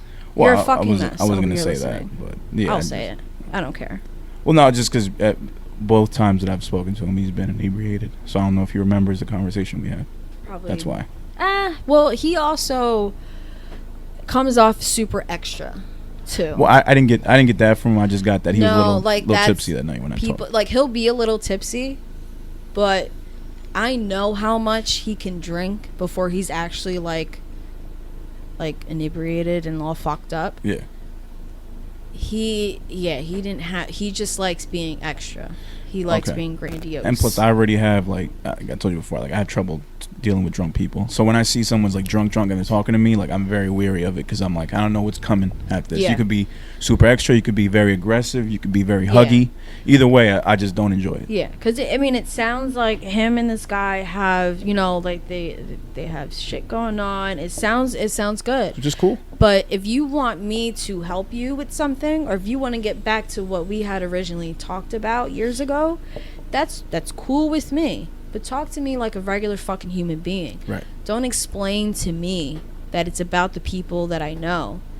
I only got one bitch out there talking crazy about me and spreading lies, and she has a couple of her own people doing the same thing, but that's one little person and one little dot. So I don't need my own family talking like you don't even know what I'm doing. Right. All right, and we're back. Hey, did you hear that guest trip, Saint? We're low tier. No, we're not. We're low tier, apparently. Time to show these motherfuckers we're top tier. Can you believe that shit? I'm sorry, but you guys are fucking top tier. I don't give a fuck what the fuck he's talking about. At the end of the day, I'm not worried about one person's opinion on my music or. And that's the thing is he has. And I'm sure if I were to talk to him about it and be like, okay, so you're talking about Trip, you're talking about, like, if I started naming people for him and he actually listened, he's like, oh, like, he'll fuck with you guys. He's saying, but that's his tactic of trying to, like, get you in, break me down, to be like, you know what, I'm not really doing anything. Let me just, like, join your team. Let me join your team. I can help you out. Yeah, like that's what he's trying to do, because he would rather have because he said this to me before. He was like, keep doing what you're doing, blah blah blah, but when it's time to join the team, you know, I want your full focus. He said this to me last year. Right. And he's like, oh, I talked to so-and-so too, and, you know, blah, blah, blah, just keep it going. But, you know, once a deal is blah, blah, blah, and deal's on the table, I need you. I'm like... So was that what that conversation was? That was him finally coming back to you and be like, yo, this has worked out now. We need you full focus? Pretty much. All right, fair enough. But, like, instead of saying that, he just downgraded everything that I'm doing. Right. Downgraded all the people that I work with and, like, my friends who I want to work with. Shout out to S Double Trip and everybody else on the team. So delivery was bad. Yes, and his delivery is always fucking horrible. Yeah. So, and he got heated because somehow we're fighting over an artist that works with me. Right. And I joking around. I'm like, yo, she's mine. I got dibs on her. Right. Joking around because way back he also wanted me and he wanted to do a management company. But now that I'm scarred from fucking managing, I'm like, nope. I'm out. I'm not managing anymore. Like that. Like I wasn't even managing. I was fucking babysitting. And which that really sucks because I'm sure like you would have found a great artist to actually manage that would have been good for you. That you would have had a great relationship with. Yeah. No. And it's not even because what I was doing. I wouldn't really call it what I was doing with her wasn't really managing. I was developing. Yeah. Like we would shoot videos in the crib and like little things. That's like A&R, I guess. I was like developing her. I was trying to like get her, you know, like to understand how this industry goes and trying to protect her from like the crazy shit that happens. Just get her foot in the door. Shit like that. Yeah. So, I mean, I don't really. I guess management, PR, and that's why like B and Banks, like they kind of saw that for me too because it all kind of meshes together with A&R. Like it's literally like all one thing, just broken down because when the artist gets bigger, it's like, okay, you need more people on the team, and then, you know, titles were made and shit. So I mean, but regardless, like I told him, I'm like, listen, I'm just like, I don't want it. When her name was brought up, I'm like, I don't want to manage her. I want to work with her, but I want to work with like a shit ton of artists. I want to be in the studios. Like, I want to do this. I want to help with the writing. I want to help with the beat selections and pretty much what I'm doing with you. Yeah. So I'm like, I want to do all of that, but not just one person. Yeah. Like, I can do multiple things. Yeah. So I multitask. I agree. So I'm like, I was like, you know what? And before I hung up on him, I'm like, you know what? You could fucking have her. If you're gonna manage her, then I'm washing my hands of it. I was like, I don't want no parts, want nothing to do with her or you. Like, I'm done. That's it. And I hung up on him. Then I instantly felt bad because I did promise her I was going to get her a beat pack. So, and I did kind of put her on to Ace. So I'm like, ugh. So, I didn't want to do her dirty like that. So I'm still, because he's going to do her dirty anyway. So I'm still kind of helping her out. Nothing crazy. Just kind of, you know, and like we talked about certain things. But now with the quarantine, like, her and I might have to wait. We'll figure that out. I mean, there's still chances of like getting the beat packs and like her doing live content. You know, that's always an opportunity. You can still do that. Because we've talked about that, and then even like the cover videos, she understands what they're for, like exposure. Yeah, that's all they're really for. And cover videos as a singer just buys you time. It's content, man. Yeah, it's content, and it's content to get out there to build an audience. So when you finally have original work, there's somebody who like, okay. Which is crazy because it's like I don't understand why singers don't do it more. Like I see rappers all the time freestyling over industry beats. They'll put out a freestyle every week. Yeah. On shit like that, and that's great, but I don't see enough singers doing that. I you know what? I think at some point, you remember like artistic integrity? I think it's almost like that where, now I mean like there's still integrity in there, but I feel like for some reason there was a switch, not even really a switch. I think singers got so much more, not protective, but so much more. I don't selective. Like, selective, yeah. So much more selective of what they do, and like no, like I have to do original. Like fuck a cover. Like I'm not doing somebody else's work. But that's the thing, and that's why I love this girl, because she understands that you can do a cover, but do it in your own voice and do it your way, where you kind of you take the song and you switch it. But it also works for you, especially when you're doing like a live performance, because people know the song and it gets them excited. Right, which is just like a rapper going over anybody else's beat. You're putting your own twist to it. It's called a freestyle. Yeah. So it's like a singer doing a freestyle, but it's a cover. Yeah. So they're doing the same word. Ooh, they're doing the same words, but they can switch it up. They can switch the harmonies up. They can fucking switch up the words. So there's like limitless possibilities for singers to do this shit, and it's free content. I just don't understand why they don't do it as much. Like, you're showing off your singing chops. You're showing off your skill. Like, it's following in the footsteps. I think is more like, I want to be me and I have to do this. Yeah. And I'm not saying like I'm like reflecting one Yeah. That was a bad choice of words. But I'm not saying like it's just one person. I'm saying I think that's the singer mindset when they don't do the covers. Kind of like just original content. Like, I'm not trying to be in anybody's shadow, this and that. But I think there is a magic to covers in that sense where it really does, for content reasons, it really does get you out there and it buys you time, because not original content isn't that easy. It's not. Especially really like with this girl talking to her, she has a bunch of notes, a bunch of like not songs like either almost completed or just notes, like blurbs here and there. She's like, I just can't find music. And that's probably what most of their problem is they have original content, but they can't find the music. They can't find the beats, or they don't have the means to. Yeah, and or like the musicians for it. They're out there because there's plenty of sites now that make just R&B beats. Mm-hmm. So, like, I think that excuse. I didn't think about BeatStars. BeatStars. I didn't think about it until Jackie mentioned it. Yeah, no, there's tons, and other sites too, but BeatStars is one. Airbit.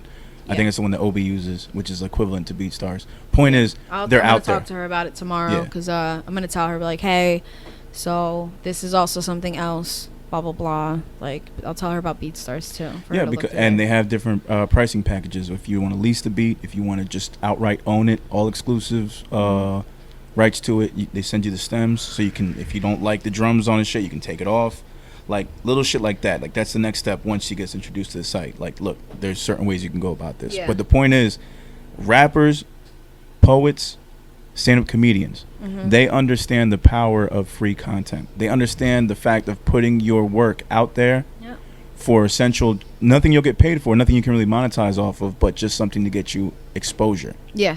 And you need that, because if you're trying to gain a following, especially in times like this where the live performance aspect is pretty much out of the fucking window, you have to find ways to hustle, which is why we're getting all these fucking rappers DMing, all these industry rappers DMing the underground rappers for these supposed scams, which I gotta say isn't really a fucking scam. If you're being told right off the bat what they're offering, and it's like, hey, we'll work with your budget, I don't see how that's a scam. I see how it's fucked up. Yeah. I get it, how you're taking advantage of the artist. But at the same time, it's not like you're. That's when like Parks was saying, he was like, it's not really. It's not a scam. You're not hustling these guys in any way. Don't get me wrong. When Cassidy hit me up saying you can do a mixtape host and a single host, I'm like, what the fuck is a hosting single?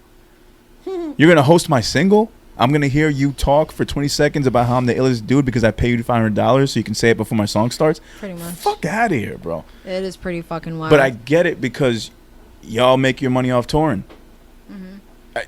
What else are you going to do? You're just a rapper. You don't really have any other income coming in. Your stream money isn't that great. We all know that.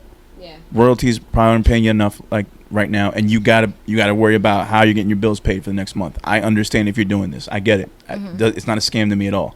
I think you, as an artist, underground artist, if you agree to this shit, you should know what comes with it. I think it's just bullshit. It is bullshit, but it's a way for these guys to make money because they're not touring. Yeah, that's what it comes down to. They don't really care about the underground artists. It's definitely not a scam, but it's complete bullshit. And there's somebody that I don't know if we both follow or just I follow, but he was like all hyped that he was on this mixtape. I just don't remember who it was. I feel like it might have been Jadakiss. I'm not sure, but it was like track 30 something. Yeah, no, that's what happens. I felt so bad. What happened? And it's not pushed and he because was so hyped about it, and I'm like, it's not. And I went to said artist's page, say Jadakiss. I don't know who it was, but I went to said artist's page and no mention. No, and it's crazy because with that Jadakiss shit, and again, this is no shot to Jada. It's just like you put up that one post. It's a black background with white writing. Tag the hottest rapper in your city. Let me know who's working. And then after he gets tagged, he'll hit up that rapper. Blah blah blah for his mixtape. he will not post that mixtape, but he will post all the other rappers that he fucks with that are in the industry that have projects coming up, post their freestyle saying, yo, this guy's up next. Tag, this guy's up next. This guy's up next. But you have not shown any love to the mixtape that you just created. Yeah. That just paid you all this money. Yeah. And then you might post it on your Twitter feed at like 3 o'clock in the morning. Because you did say, I'm going to post it to all my followers, which you did, but you never specified a time. You didn't really push the project that much because you don't fully believe in all the people that are on there. Because all they did was pay you. Yeah. Understood. I get it. So again, not a scam, but complete bullshit. You're just paying for exposure that it's not really guaranteed. This is the hustle, man. This is no different than these fucking promoters at like these dingy ass spots in New York trying to get you to pay crazy money and bring 12 of your friends so you can get 10 minutes at a world renowned spot. Yeah. I've seen it happen before. Or the aux shit, those aux parties where you pay for a certain amount of songs and Oh, is that a thing? Yeah, somebody from my job got invited to it, and she told me, but it was like last minute, and I'm like, I'm working tonight, you know, kind of thing. So she was able to get out of work to go. She heard about it last minute. She went. She's texting me like, you know, updates and shit as the shit goes, and she paid for music for them to play. So she would like, I don't know if she got the aux off her phone or I think she sent it to them. Okay. And they just had an aux, like literally just, you know, or with the laptop or whatever. And they played her music? They did not play her music because then the party ended and she didn't get her money back. Or they didn't play her song. Hold up, so it's a party, everybody's there, but you can pay to have your own music played during the party. Yes. So it's like if we went to the greenhouse, right? Yeah. And you were like, yo, like, here's $100, play 2 songs off kick and snare. Yeah. And then all of a sudden, it's like 2 a.m, party's a wrap, and your music never got played because there's also a bunch of artists before them. Like, it's that type of thing, but it's like in an actual, I think it's like a bar or venue or some shit. So it's like going to the tunnel, trying to tell a DJ, yo, I got some money here, play my record. He never plays your record. Yeah, it's Bet. Yeah, I heard of those. Yeah, that was. That's I think it was like this time last year. I think she went. That's old school payola. Yeah, that's old school super payola. Old school, yeah.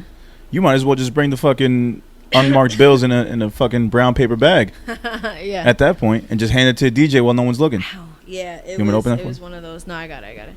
Yeah, my fucking wrist is killing me. No, I'm getting old. Look at you. You got so much. You also got mad shit wrapped around your wrist. Oh, it's the other wrist. My bad. No, it's this. That's why there's so much shit on this wrist because this one hurts.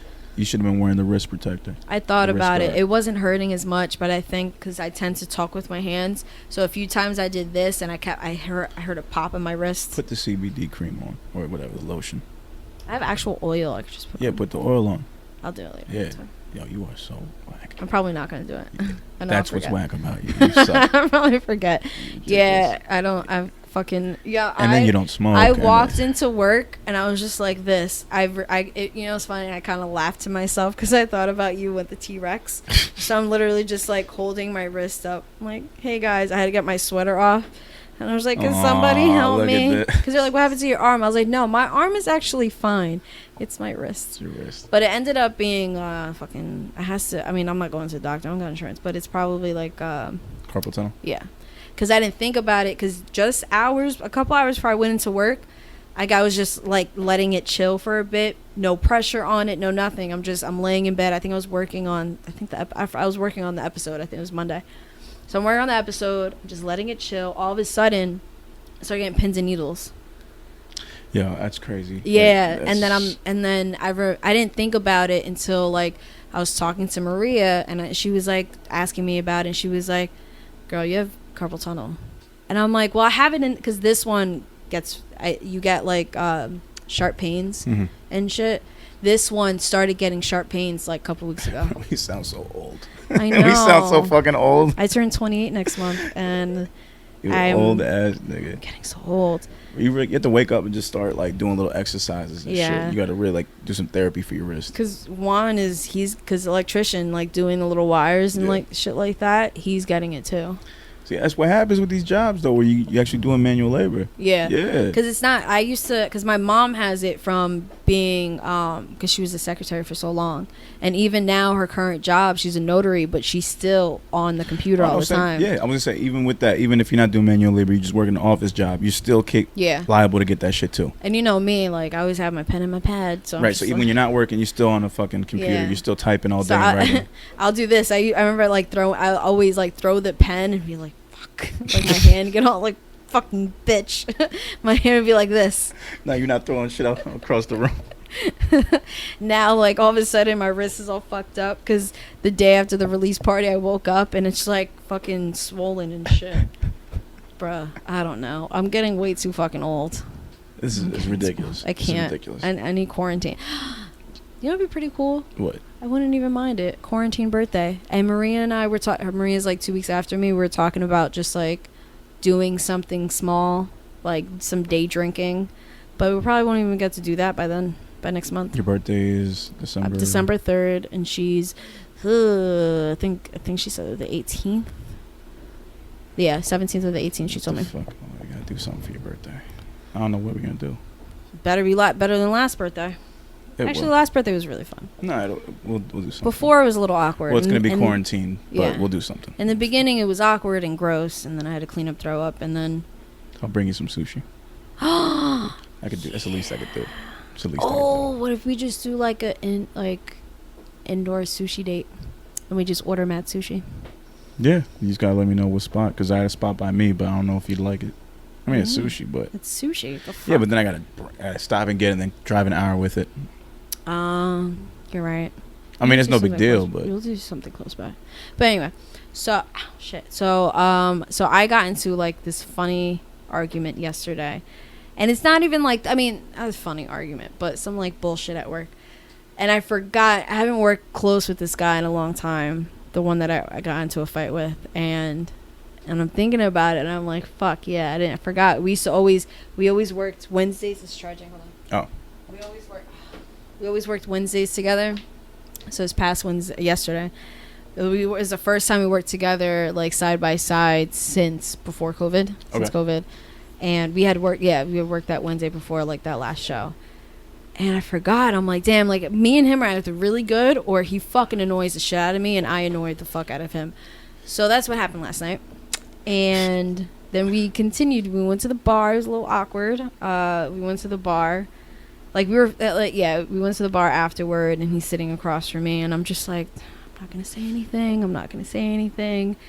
Then the bartenders are there. They had brought up something, and the one bartender thinks she's slick. She made a comment about servers, and he's also a bartender, but last night he was serving. Okay. So she made a comment about people like I just don't understand. Like it's a long story. I have to give backstory for that comment. So she made a comment, and it was really about him, but indirectly making it because she didn't want to target because he's a little sensitive. Subliminals. It was a sub. Yeah, it was a sub. So I looked up at her from my phone. I just kind of laughed, and then all of a sudden I hear, yeah, like what is that about?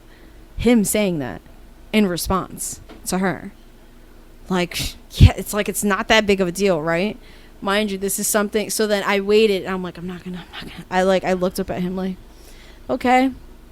Sure enough, 5 minutes later, I'm sorry. And then when Crystal said this, like, you went come and did on, that shit. Okay. Yeah, no, I did that. That takes balls. Because he just kept like going along with it, and I'm like, I'm sorry, I gotta call bullshit. Well, what are you trying to say? Blah, blah, blah. Like, you don't even know. This is your because this is my first Wednesday working back, for a minute, because I was at the other job on Wednesdays. And I'm like, I'm talking about tonight, and I'm also talking about how you have these mood swings and blah blah blah blah. I'm like, and I'm laughing at. He's getting angry, but I'm laughing at him. I'm like, you totally just agreed to something. I'm like, the comment was about you, about something that you did today, and something that you bitched about. You cry and you fucking moan. Oh, I cry and I moan. You were in such a bad mood earlier. I'm like, yeah, because I had the Middle Western fucking baby kids. Like, they were all over the place. You told me about there were so many. It was food and coloring books and crayons all over the floor and shit like that. So yeah, I told him, like, because I had gypsies. Like, yeah, I was fucking mad. The fuck you talking about? I had gypsies on my table. Yeah, mind you, like, he had So it was a party of like 20 whatever. Jesus. So it was the husband, the wives, and the kids. The husbands went and they like to separate themselves. So it was he had the husbands, and of course, even while he has the bigger tables than me, I get stuck with the wives and the kids. Okay. They one of the wives tried to, because it was a birthday, whatever. She tried to pay the bill, but she went to him thinking that he had the main bill, but our bills were separate. So she didn't say, like, he didn't let me know. I'm like, well, why would you let her pay for it if, like, you didn't tell me so we can combine, whatever. But I guess he was so bad and so, like, fucked up to them and, like, just an asshole to them that I got tipped and he didn't. Okay. Yeah, I didn't tell him anything. Oh, serves him right. Yeah, I didn't say anything, but then after everything, she came to the manager, and I'm right there, and she's complaining. She was like, "Oh no, you were a sweetheart.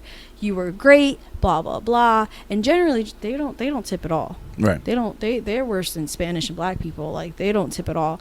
But they walk out with free food. I don't know how the fuck they do it. I don't know how they do it, but they tip hard. Like, they horrible. And I actually got a decent tip. I actually got 18%. That never happens. They usually only tip the white people like that. But here he is. He's white. But he was, like, just being so nasty, I guess. And just so, like, blasé. And then apparently one of the kids, like, because their kids are fucking running all over the place. And one of the kids was, I guess, like, went to go touch him or something. Or went to, like, or got close to him. And he's like, "Don't even touch me," or some shit like that. To the little kid who's like maybe 2-3 years old, running around and shit. Oh no, not 2, maybe like 3 or 4. Like, just running around, and it was her kid, the person who paid. Jesus. So when so after she paid with me and left a decent tip, and I was like, "Oh, okay. Like, you guys annoyed the shit out of me, but I'll take it." Then she complained about the other one. The other guy with the blonde, like, like trying to explain him. It's a fucking ass. Like, no, she didn't say that, but she was like, he was just so nasty. Like, I understand, like, it's a large party, but there was no need. She was amazing. You were great. Like, blah blah blah. But, like, the fact that like you're talking to a child, my child, like that. Yeah. It was rough.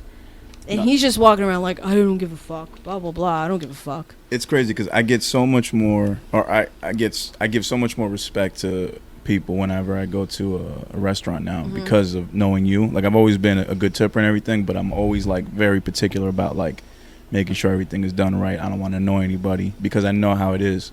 Yeah, it's just rough. Yeah, it's rough for you guys, and you guys are there all day. We're just there for like an hour. Yeah, I mean, now we're barely there all day now. Yeah. It's like, it's fucking rough. But now. I went to a Mexican spot the other day, and, like, I just immediately just thought of you. Like, every time I see someone, just servers and bartenders walking back and forth doing their job, I'm like, yeah, they're just trying to get people in and out doing their fucking job, and they're being turntables, they're being nice, they're being courteous. Like, they don't have to be, but they are, and I appreciate it. And the least we could do is just, give them a nice tip. Because so let's get into, because I was gonna get into argument thing, but because I had a question about that, but we'll get into tipping. Okay. So what I don't understand is people really do think that tipping is optional, and I mean, I get it is optional, but it pays people's bills. Yeah.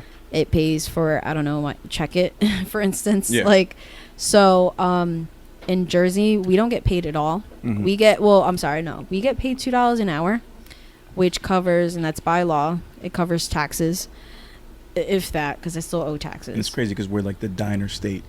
Oh, yeah.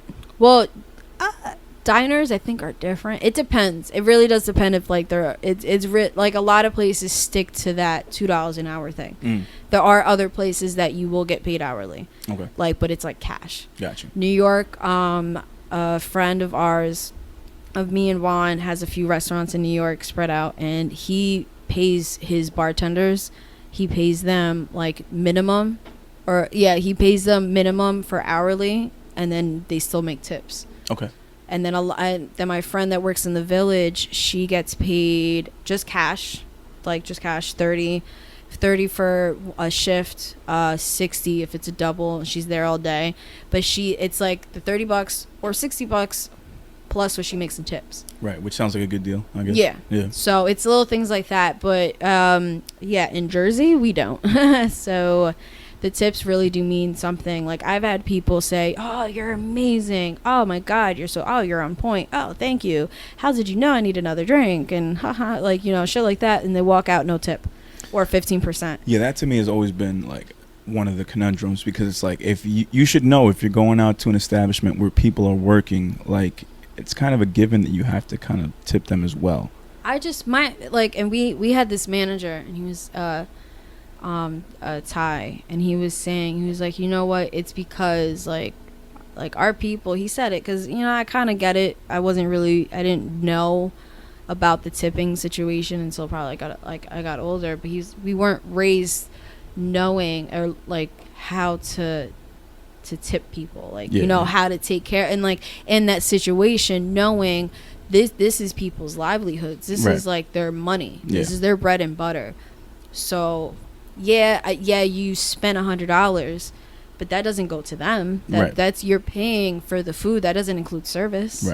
That's why you have these places in Clifton and like all these type of towns and shit where like that Mexican restaurant, it's an automatic, it'll just be 2 people, because usually you'll get places where if it's a party of 8 or more, it's the tip's already in there.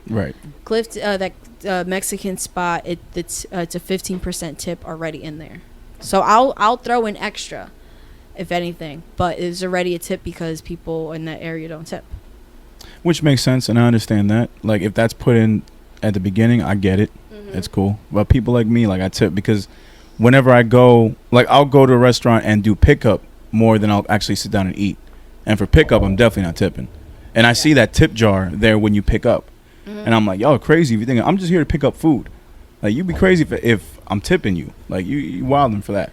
But when I go sit down, like, I'm definitely tipping because I know I'm there for the food and as well as the service.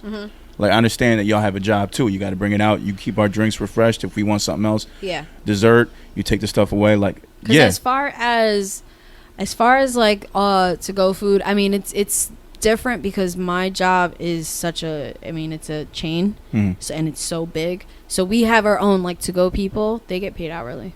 But they also like their tips are like, okay, theirs, but they get paid hourly. And they would get tipped because I'm tipping them for that service. Like, I know sometimes they get tipped. Because if I'm gonna go sit down, I know I'm paying for not only the food, but I'm paying for the service as well. That's the tip. For it to go, like, if you would tip, it's I keep like the. Sorry, I keep blowing into it. If you're tipping for to go, it's like a making sure my food is right type of thing. Yeah, that's it. Yeah, I've done that. Like, I'll make sure my shit is right, and I'm like, okay, like, I'll tip. I don't mind.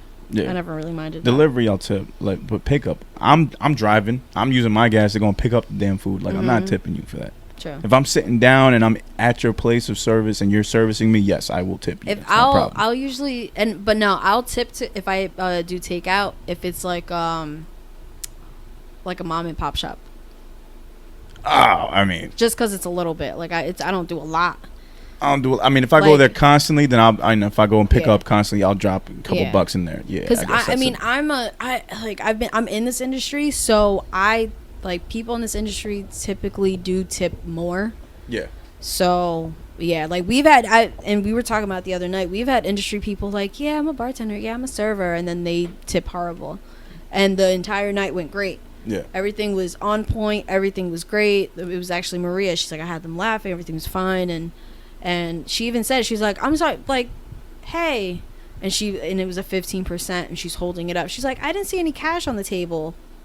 Like, she's just like, this is what and they said like, oh, we're gonna take care of you. Like, oh, this is how much. Where do you work? This is how much they tip out. Yeah, because usually like when we go out, it's an easy like 34, not even 30, like 40% tip depending, but it would be like 40% tip when we go out. Yeah. Like we were at Bahama Breeze, fucking horrible service, and I mean it wasn't that bad in the beginning, but it got really bad at the end, and I tipped maybe 18%, and that's very little. That's generous. For me. And that's generous for a regular person. Yeah. But that's horrible for me. Right. Because you're used to doing 30-40. Yeah. Right. So I'm just like, oh no, like you didn't give shit. So like, yeah, it's gotta be pretty bad service for me to give you like minimum. and 18% is not generous, by the way. Juan, I told, he's like, all right, how much should I do? I was like, well, do you think they did great, good, or bad? So it's like, great is like 20, or like that 22 you'll see in some places, or 18 is good, and then bad is just 15. Yeah, I never tip below 15 unless it's like horrible fucking service. I'm saying you gotta be really, really shitty to do that, and then like make me want to get up and talk to a manager. Yeah. And I hate being that guy too. Oh no, I said to the guy, it was after we left the outlet store. I told him, he walked right past me. Didn't say no, like, thank you guys for coming in. None of that like shit that you're supposed to tell people. And I looked at him, and I turned around. I was like, yo, I want my fucking tip back. Oh shit, I hit the mic. Sorry. I was like, yeah, I want my fucking tip back. Like, the fuck was that? He still just kept, like, he turned around, and the manager like looked at him and then just kept doing what he was doing. I guess he didn't think that I was talking to him, and I'm just like, it's like, yo, I can't do this. And I know somebody who works there, so now I'm like, and I like their food, so if I go back now, I have to fucking make sure I get him and nobody else. Like, it was so bad. I'll hit him up. I'm like, yo, are you at work? These restaurants, man. No, but back to the argument thing. Yeah, let's do it. So what I wanted to ask you, we're back. We're back. So what I wanted to ask you was... Ask away. Let's go. What you got? Shit, I don't remember. Oh, because the fight. Because in that moment, I'm looking at him, and I'm just like, have you ever been in a fight? Like, not a fight, like an argument, where you're just looking at the person, and you're just like, were you really there? And you just look around, and you're like, is this candid camera? Like, what's going on? Oh, like you're being punked and shit? Yeah, like, it's like... The person doesn't understand that, or just not seeing your whole point. Yeah. Yeah, I've been there tons of times. Absolutely. And you're just looking at the like, you really... that's why I always say I feel like I'm in the fucking Twilight Zone. Because I get that and I fucking hate it. That's probably one of the things I hate, like, feeling that way. It's the miscommunication. Yeah, and not just that. It's like, were you not there, or do you not want to acknowledge what really happened? Like, you literally, like, you said this, you, like, and I almost think, like, there are times where I'm like, did I make this up in my head? Well, other times it's people just don't recall the incident as much as you do. Yeah, I guess. Because at the time, obviously, it bothered you more than it would have bothered them. So, in their head, they've already deleted that information from their head. Not even that really, like, bothered me. But enough that it would come up in a future conversation. Like, you know what? Yeah, you kind of are this and this because I remember this time. So that specific time, that person doesn't have it in their head. You do. Yeah. So that's why it's not a big deal. And that's why they're not going to recall shit as vividly as you do. True, because it's, like, attached to a feeling. Yeah, that's all it is. Yeah, because I've had, like, arguments with people where we're recalling a situation, and and all of a sudden, like, the situation is completely, like, different. Yeah. And I almost feel like, I know I'm not lying. I promise I'm not lying. I feel like this is definitely what happened, and it makes you question. Yeah. Because, you know, they always say, like, there's 3 sides of the story. And I'm like, I know my side is so close to the truth. And it's like, what the fuck? Because I'm not saying, like, I'm not always right. Like, I'll cop to when I'm wrong. But in those moments, it's like, how do you not remember? Right. And that person's side is like, I don't remember because it wasn't that important to me. Or even that night. No. And mind you, like, last night, when he started yelling at the bar and everybody's looking at him like, what the fuck? That's when I knew. That's because I was looking, I'm like, how do you... And I said, I'm like, I'm sorry, but, like, how do you not remember that? Like, because I'm laughing at him, too, which probably made it worse. But I'm like, how do you not remember? Like, you said this multiple times. You didn't want to do this, blah, blah, blah. And... like, because I was trying to send home people so we can get more tables, and I wanted to make more money. It was raining. I didn't think it wasn't gonna be crazy busy, so I'm trying to get as many tables as I can.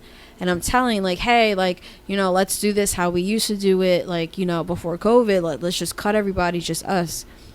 Well, no, there's gonna be so much, like, side work to do and cleaning to do, and we got to put up chairs, and he's he didn't say it, but then I'm thinking in my head, I'm like, yeah, I can't even really flip chairs because my wrist. But I'm like, wait, I was like, just get the bartenders to help. Well, that's the only way I'm gonna do it, because if the bartenders don't help, I'm not fucking doing it. So he's just being real negative about it. Yeah, and I'm like, I'm not for nothing. You're a bartender. You can just go talk to them about it. I mean, but like I chill with most of the bartenders, so I could have just said it. But I told him like just talk to them about it, and then that was a comment she had made. She's like, I don't like when they think that blah blah blah. Like, yeah, if it gets us more money, I'll fucking help clean something that takes 2 seconds. Yeah. And he agreed to it, and that's when I mentioned it. I'm just like, do you not remember you were complaining about it? Well, don't act like you were. Like he completely switched on me. Like, but just like where. Okay, so he acknowledged it, but then all of a sudden just it didn't happen. He acknowledged it in a second, and then it didn't happen.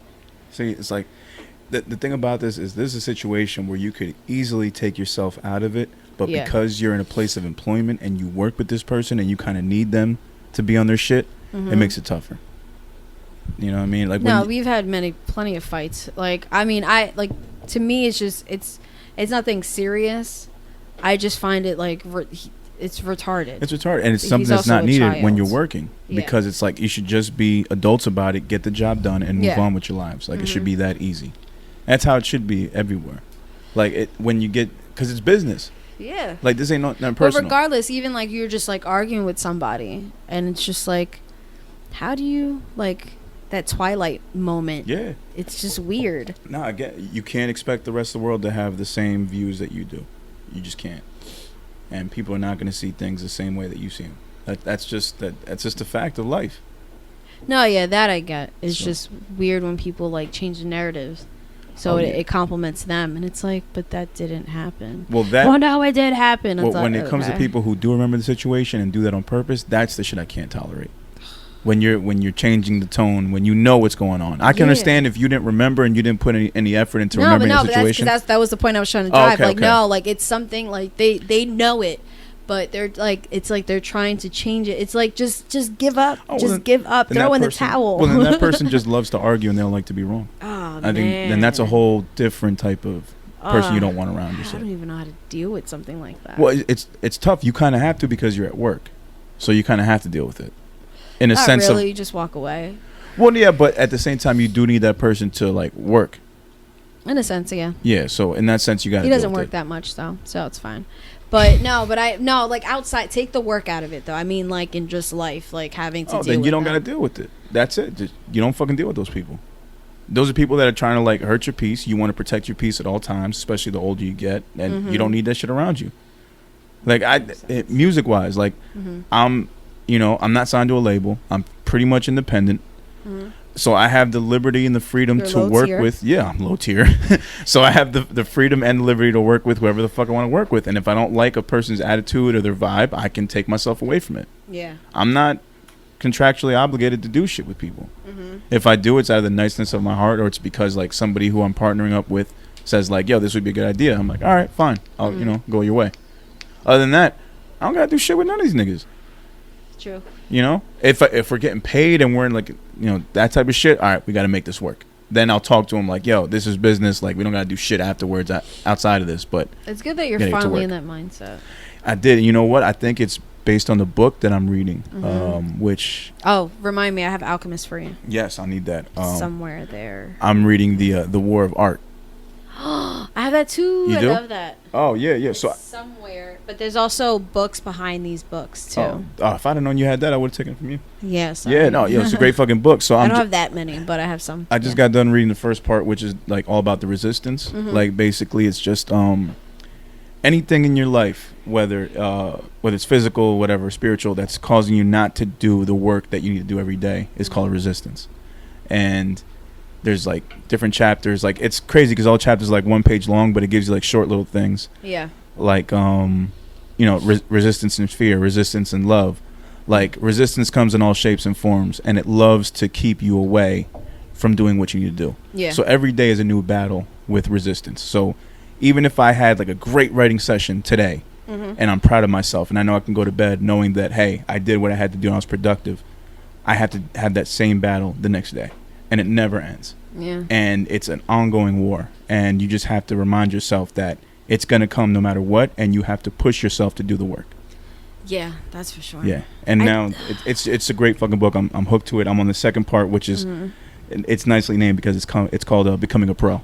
Oh, nice. So it's all about like just doing the thing. And I think I'm going to find myself reading that book every time I have a project to do. Like, I'm just going to read that book to remind myself of the shit I'm going through. Idea. I'll tell you later. Yeah, I know. I was thinking that too when I was reading it. Right? I know. Okay. So a lot of it, I'm getting some ideas too. So I'm in the middle of that book, and I would definitely love to read The Alchemist too. Yeah, it's somewhere in the mix. So that's a classic. So, but no, that is a good one. And then, like speaking about the fight, don't you ever feel like the fight's never ending?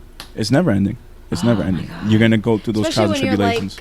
The light is right there, the end of the tunnel, and then all of a sudden there's more to fight. And then if you get to a new level, or in this sense a new tier, more battles will come of the same type. Now I just figure that's a tier thing, no matter what tier. It is a tier thing. Whether you're absolutely correct. Low tier, mid tier, getting to the Yeah. top tier, as they say. I can't even wipe my nose. I just like. Is that bad? Because I went like this, and yeah. Oh God. It's not like it goes in and out. It goes in and out. But I think because I've been agitating it, so. It's Okay, fine. so you have top tier pain, basically. Nah, it's like it's a little low tier. That's good. So it's pain, but I think that'll be the name of the episode. Low tier. low tier. Low tier. Low tier. Low tier. We can fuck with that. Yeah, I got that. I got that. Such a low tier. Such a low tier podcast in itself. Yeah, we are. We are. We are. See, you got to find the humor in all this shit. Yeah. You really do. Like that's why I usually just try to. I'm always trying to like not just make people laugh, but like just add humor into everything. Yeah. Even when I'm in an argument, I'll just straight up. I mean, that's probably why she was mad at me too. Like just laughing at something, or like, I mean, I don't mean to laugh at the person, but at the same time, like, I just, in the grand scheme of things, the fighting and all that shit, like, I just find it hilarious. It is because it's like this is such such a minuscule thing. Like, why can't we just move on? Yeah. Why can't it's so small, and like there's people dying. I mean, not to sound like super cliche, but like there's people dying. There's like a whole bunch of craziness going on, especially right now. That it's and the fight's never over. Yeah, no, it never is. And any arguments or weird moments that you have with people, it really can all be fixed by just seeing them or calling them and saying, "Hey, let's take a breath. Let's talk this out. I feel this like is what's I feel going a little on." targeted. No. But okay. it's that simple. It's as simple as like just saying, "Hey, this is what it is. This is how I feel," and then you hear them out. Cool. I've never been good at that. I know. It's so hard. You know I'm not good at that. I know. It's one of the hardest things to do, but in reality, it is the easiest thing to do. Yeah. But I can see why it's hard for people, because it takes a lot out of you as a person to want to do that. Yeah, and I think because I give so much of myself out that there are little things that I'm just like, I'd rather walk away. You have to remind yourself that it's not that big of a deal. But then to that point, yes, there's also those things that it's not a big deal, so I really don't have to go and fix this with you because it's not that big of a deal. That's how I see it. But then you have to always remain with that same type of energy with that person whenever you're in the same room. Mm-hmm. And that's something that we could all do without. We want to be in a room with people and just feel positivity at all times. Mm-hmm. You never want to have someone in a room that you're not cool with and just have that weird energy. You got to walk by each other, not speak to each other. Because even the person I was arguing with yesterday, like we've argued before and been able to just walk past it. Yeah. Mind you, I hope he's not gonna go, but he probably will. Nah, I actually don't mind if he goes. With all the low tier people around? I hate you. I figured he wouldn't want to be there. From work. This is somebody from work. Okay. No, I doubt. Juan was asking if he was going to show up. I know you asked. I'm sorry. I'm ready to fucking joke about that next time I see him. You should. You should. I'm gonna go in. Probably won't remember, but he should. Probably won't. You really should. So anyway, I don't know if he's gonna be there tomorrow, but no, I'm talking about the guy from work. No, we've argued before. I mean, even my cousin, we've argued before. Ain't shit. But I'm always able, not that I mean, I can walk away from people. I'm really good at it. Yeah. But I can walk away from a situation and like the argument itself and be totally fine with it. Right. Like it's kind of like you put a pin in it and that's it. It's done. It's over there and that's it. But there's just people that aren't able to do that. The guy from work, we've been able to, like, there's some things, like there's people at work that he has like grudges with. Like he just doesn't fuck with at all for like I'm sorry, it's the dumbest shit. Like he has a grudge against somebody who tried to hook up with his ex. Okay. Granted, yeah, it's kind of fucked up. but like he's going above and beyond, like extra shit. So anyway, so I know like Tuesday we had plans, like me, Maria, and like a couple people from work planned like a dinner, well, early dinner now because the White Walkers are going to be out at 10. So we planned a little thing, and I guess he's going, or he might go. So I mean, like it's not like it's going to drag into that, but at the same time it's like, no, not even at the same time. I know it's not going to drag into it. It's just, well, what I mean to say is at the same time, like there's people that aren't able to do that because he can leave shit, especially something so small about fighting during a shift. It's like retarded. It's very retarded. But like that didn't make sense. But like other people, you know, in my case, I'm probably gonna, like my cousin, I'm sure that'll come up again. The fuck you hang up on me for? Like I'm sure that's gonna happen. Yeah, I think it's a different situation. It's a different dynamic when family's involved. Yeah, but I don't really. I mean, again, it goes back to like not everybody being able to handle stuff the way you do. You're very easy to just have a situation happen and you can just throw it away, whether it's a negative reaction or a positive reaction. Yeah. Other people just aren't. Other people want to talk it out. Other people want to get to the root of the issue. You may not feel like it because you're quick to throw it out. But because that's the way you see things. They're not going to see it that way. And that's where this all really stems from. People just see things differently. Yeah. So how do you cope with something? I don't know if cope is a good word, but or deal. Yeah, same thing. You have, like, how do you deal with that? What's what I said before. Being it takes on two different tiers. It takes too much energy each time to tell somebody, hey, this is how I deal with things. This is how we can move forward. Respect where I'm coming from. And I'm going to respect where you come from. Yeah. It's too much to say that to everybody that you interact with because it's going to happen at some point. They have to read you. Yeah, because I learned that a few years ago, so I started doing that. So anytime it's like a bad situation or whatever, I'll say it. I'm like, you know what, like, wish the best. Like, or, you know what, let's just keep on, you know, we're going to move past this. But I end up with somebody, like, arguing with somebody who can't do it. Yeah.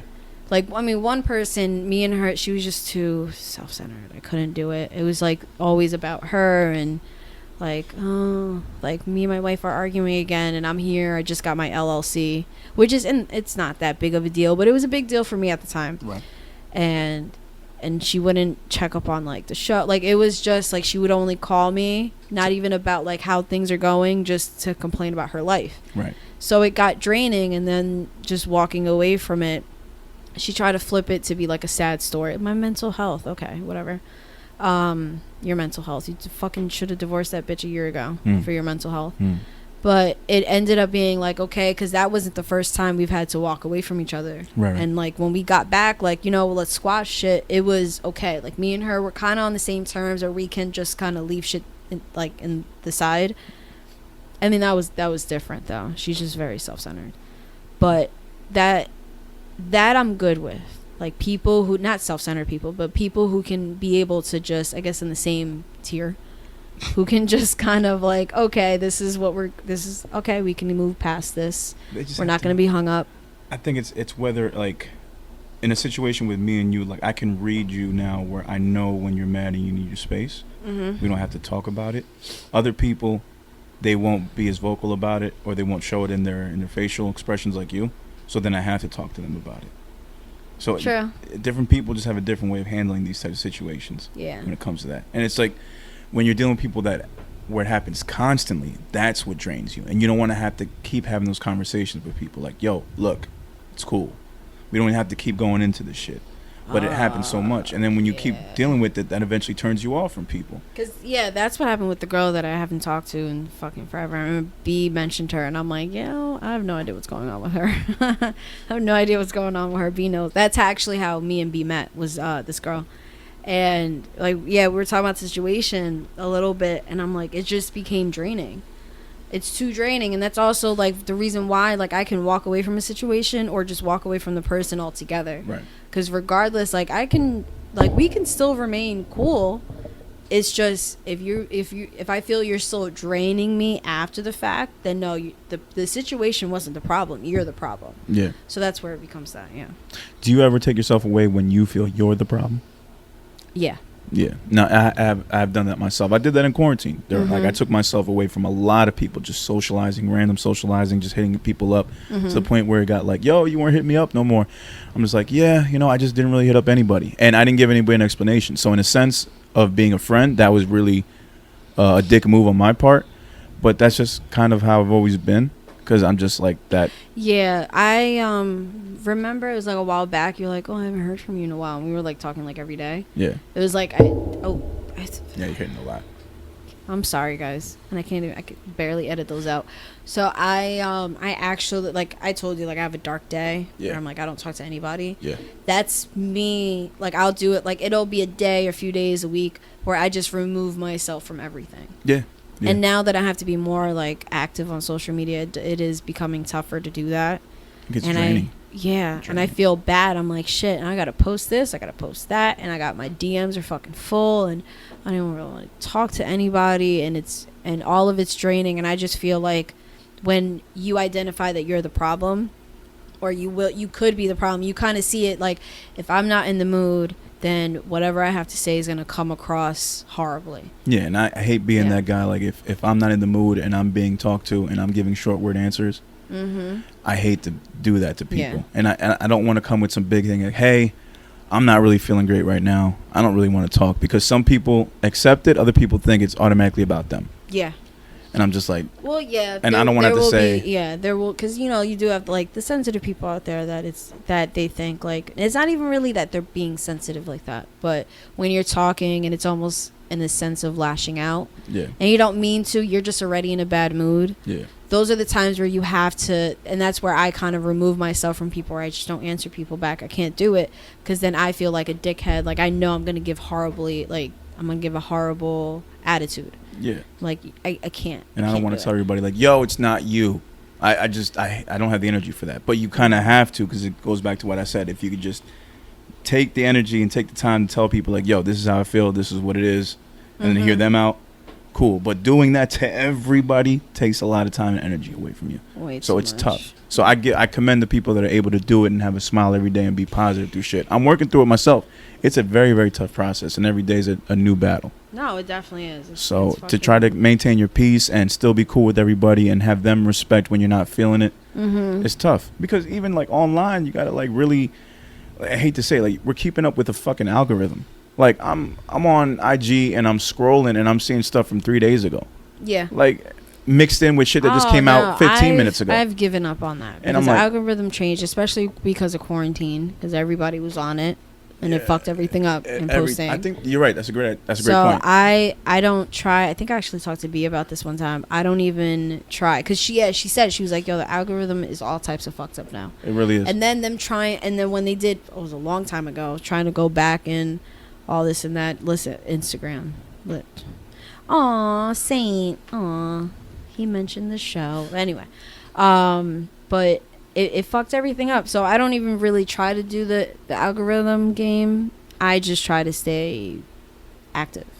You kind of have to. I mean, like, I noticed, like, I'm more active in stories than I am in posting. And I'm like, I got to do more original content post. I went months, nothing. Yeah, me too. Months without anything, just posting stories all day. Just reposting other people or little pictures. That's when I hit you up and I'm like, yeah, we should probably post those pictures that we took. and then you realize you do it and I'm like, yo, we got a lot of love.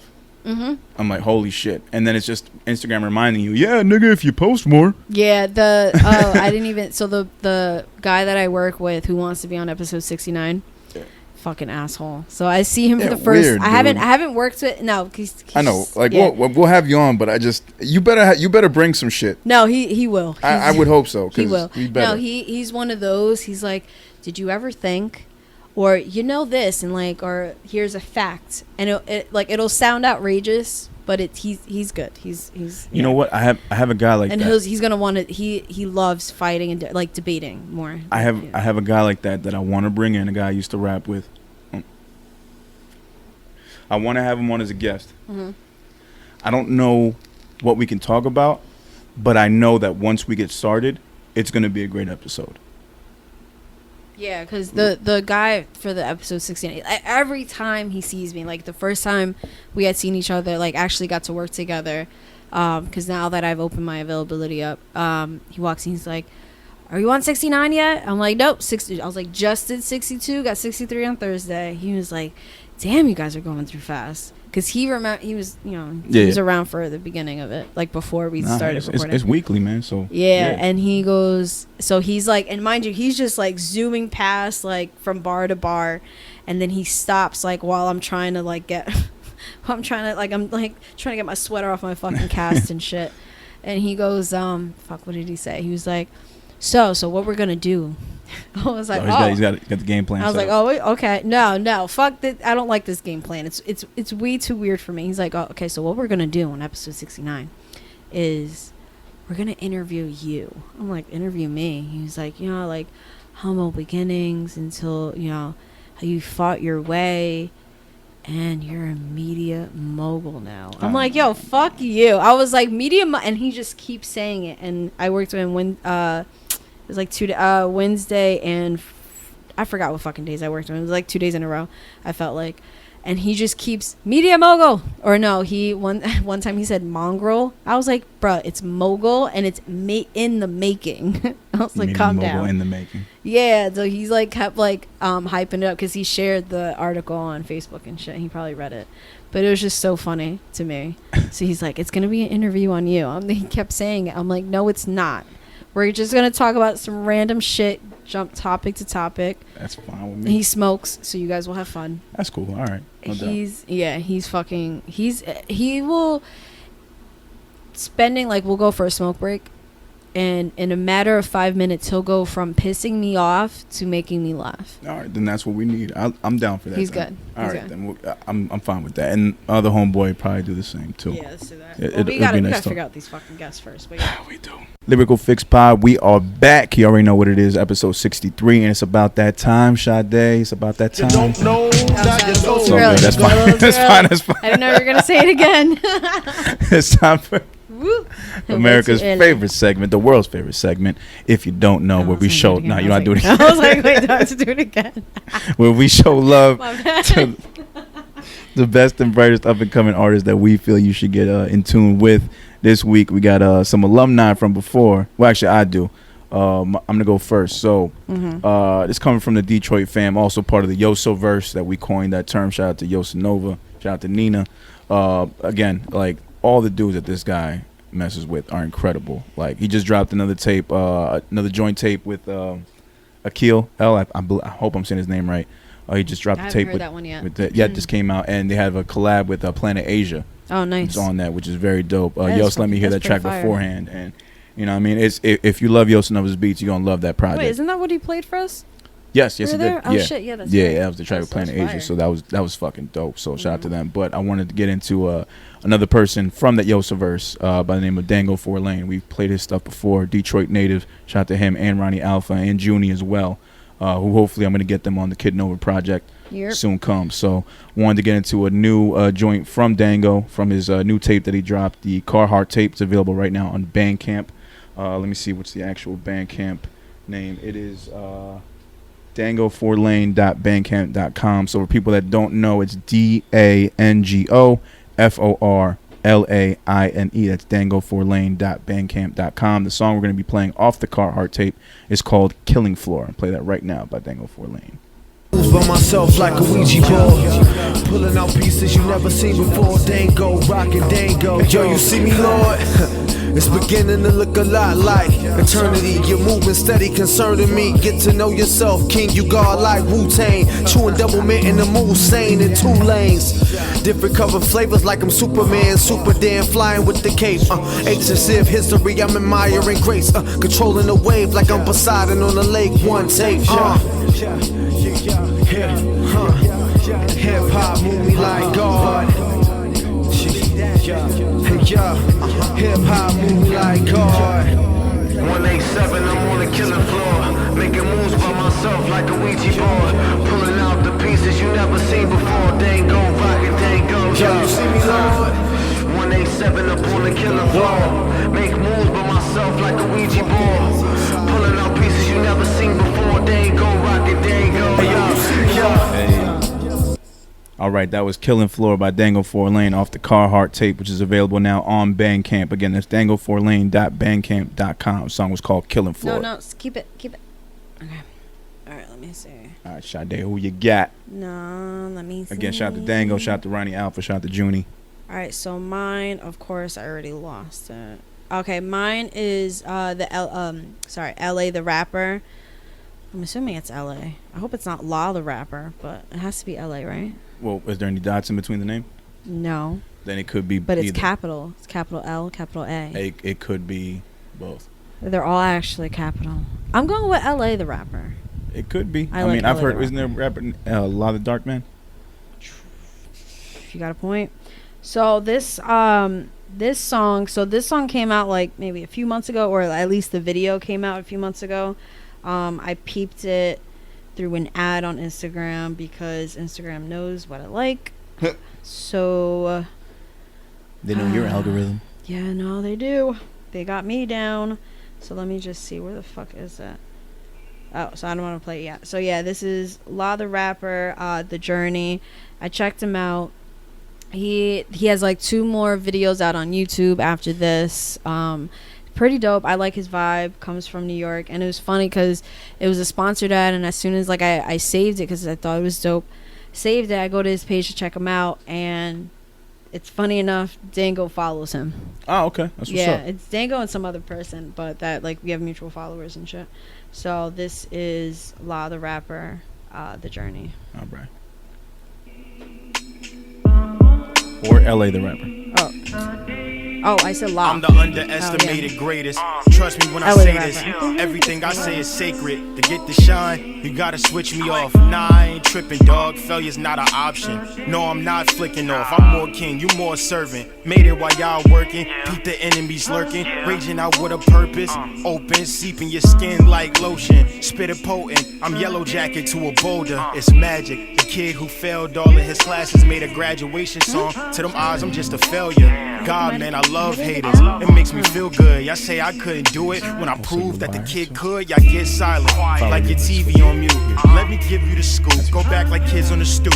I go back like getting robbed of a chain in the alley. I go back like girls' names. Lisa or Sally. I go back like rewind buttons on your remote. I go back 80s fiends that was hooked on they dope. See me honestly, all I wanna do is impact here. I got time, 365 chances in 1 year. I don't see him as days, see him as opportunity.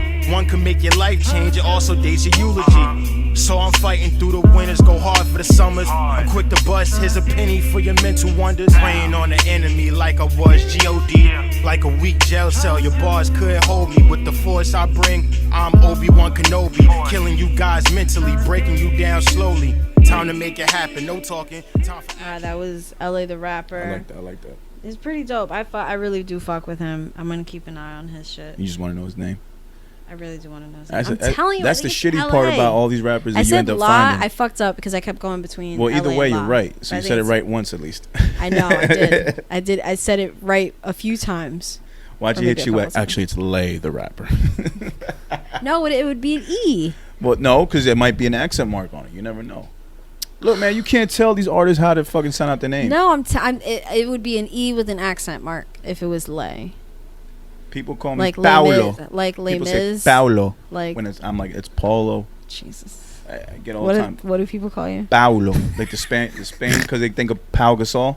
Hey, it's Paulo.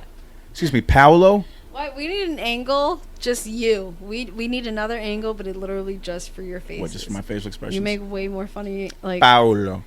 you're way more deserving of the camera than I am. Pablo. Do it again. Paulo. Paola. You're fucking crazy. Pueblo. Pueblo. I got called Pablo one time. Like, how'd you fuck that up? I got called Bro. Sade one time. Chardonnay. Yo, it's. Oh, I've gotten Chardonnay too. I got cousins that still call me. That still put the B in my name. Like I've got Pablo? Yeah, Pablo. I've gotten birthday cards, aunts. They still think it's Pablo. I'm like, yeah. What's the point of arguing with y'all at this point? Y'all God, 70 years no. old, 80. If you're my cousin and we around the same age, a couple years older, I don't get it still. Why you still call me Pablo? Yeah, because I have family that get my name wrong, but they're like super hick and don't know who the fuck Sade is. So Yeah. I get that. Can't really. No, but my last job, you saw how many fucking white people were there. Yeah. So one of them actually, like, he knew he got my name right the first time. He knew who Sade was, but his wife had come in and she's like, because I was new to her. Yeah. No, I mean, I was only there for a couple months, but it was the first time I got to meet her. And we're talking and shit. And she's, oh my God, I didn't even get your name. As I'm about to say my name, he always liked to fuck around. He's like, Chardonnay, and looks at me and starts laughing. He was such an asshole. And then she's like, oh, okay. Like, thinking, like, that's a weird name, but okay. I like, love Chardonnay. when white people act like that. When white people give you that expression, and that's she's a straight up thinking like, oh, like, okay, like she's like she was taken aback and she she's doesn't know how to of respond. color. Yeah. Oh, okay. I've gotten that so many And times from white people. everybody at the bar is cracking the fuck up, and then she's like, Oh. what? And I'm like, that's not my name. No, it's Chardonnay. And everybody's like, no, it's Chardonnay. I'm like, no, it's not. It's just, so it kept on going. And then one time, like, random, he's like, Chardonnay. And I turned around. I'm like, well, that's what you're fucking calling me. It's like a month later. I'm like, that's what you guys are calling me now. Yo, Like, fuck it. Speaking of, real quick, I guess before we end this episode, I meant What's to say up? this a couple weeks ago, but when I did Ron's show on Halloween, I had Yeah. to leave early to go do the trick-or-treating. Yeah. And again, I was reminded why why we're the young parents. Like, Wow. we go to do trick-or-treating, my kid's going with his two best friends, and we're with their parents, and we're just walking around the neighborhood. These people are like 10, 15 years older than us. Oh, yeah. You can just tell, like, they're in the just parent stages and shit, and here we are walking with them, we're in costume. And they're not. And they're not. And it's just like, you could tell the age gap. And then after they finish trick-or-treating, we go to one of their houses and they just light up a fire pit, order pizza, and we're roasting marshmallows. And I'm just like, man, I'm just thinking about the day I had to where I am now. Yeah. And it's like, nobody else at that showcase was probably doing what I was doing. And it's just, the life that I live sometimes is kind of crazy. And I don't take it for duality granted. of it. It's a huge balance. Yeah. Like, I'm doing my rap shit, I'm fulfilling my dream, and then I'm going back home to watch my kids get candy and hang out with people that I would never really hang out with on the regular. Yeah. And we're just talking about parent shit. They're Yeah. telling me about, like, the time they went camping for New Year's, and it was like the worst idea they ever had because it was super cold and it was dark, and it just didn't work out for them, and it was terrible. And then we're just laughing about it. And I have no stories like that to contribute of my own.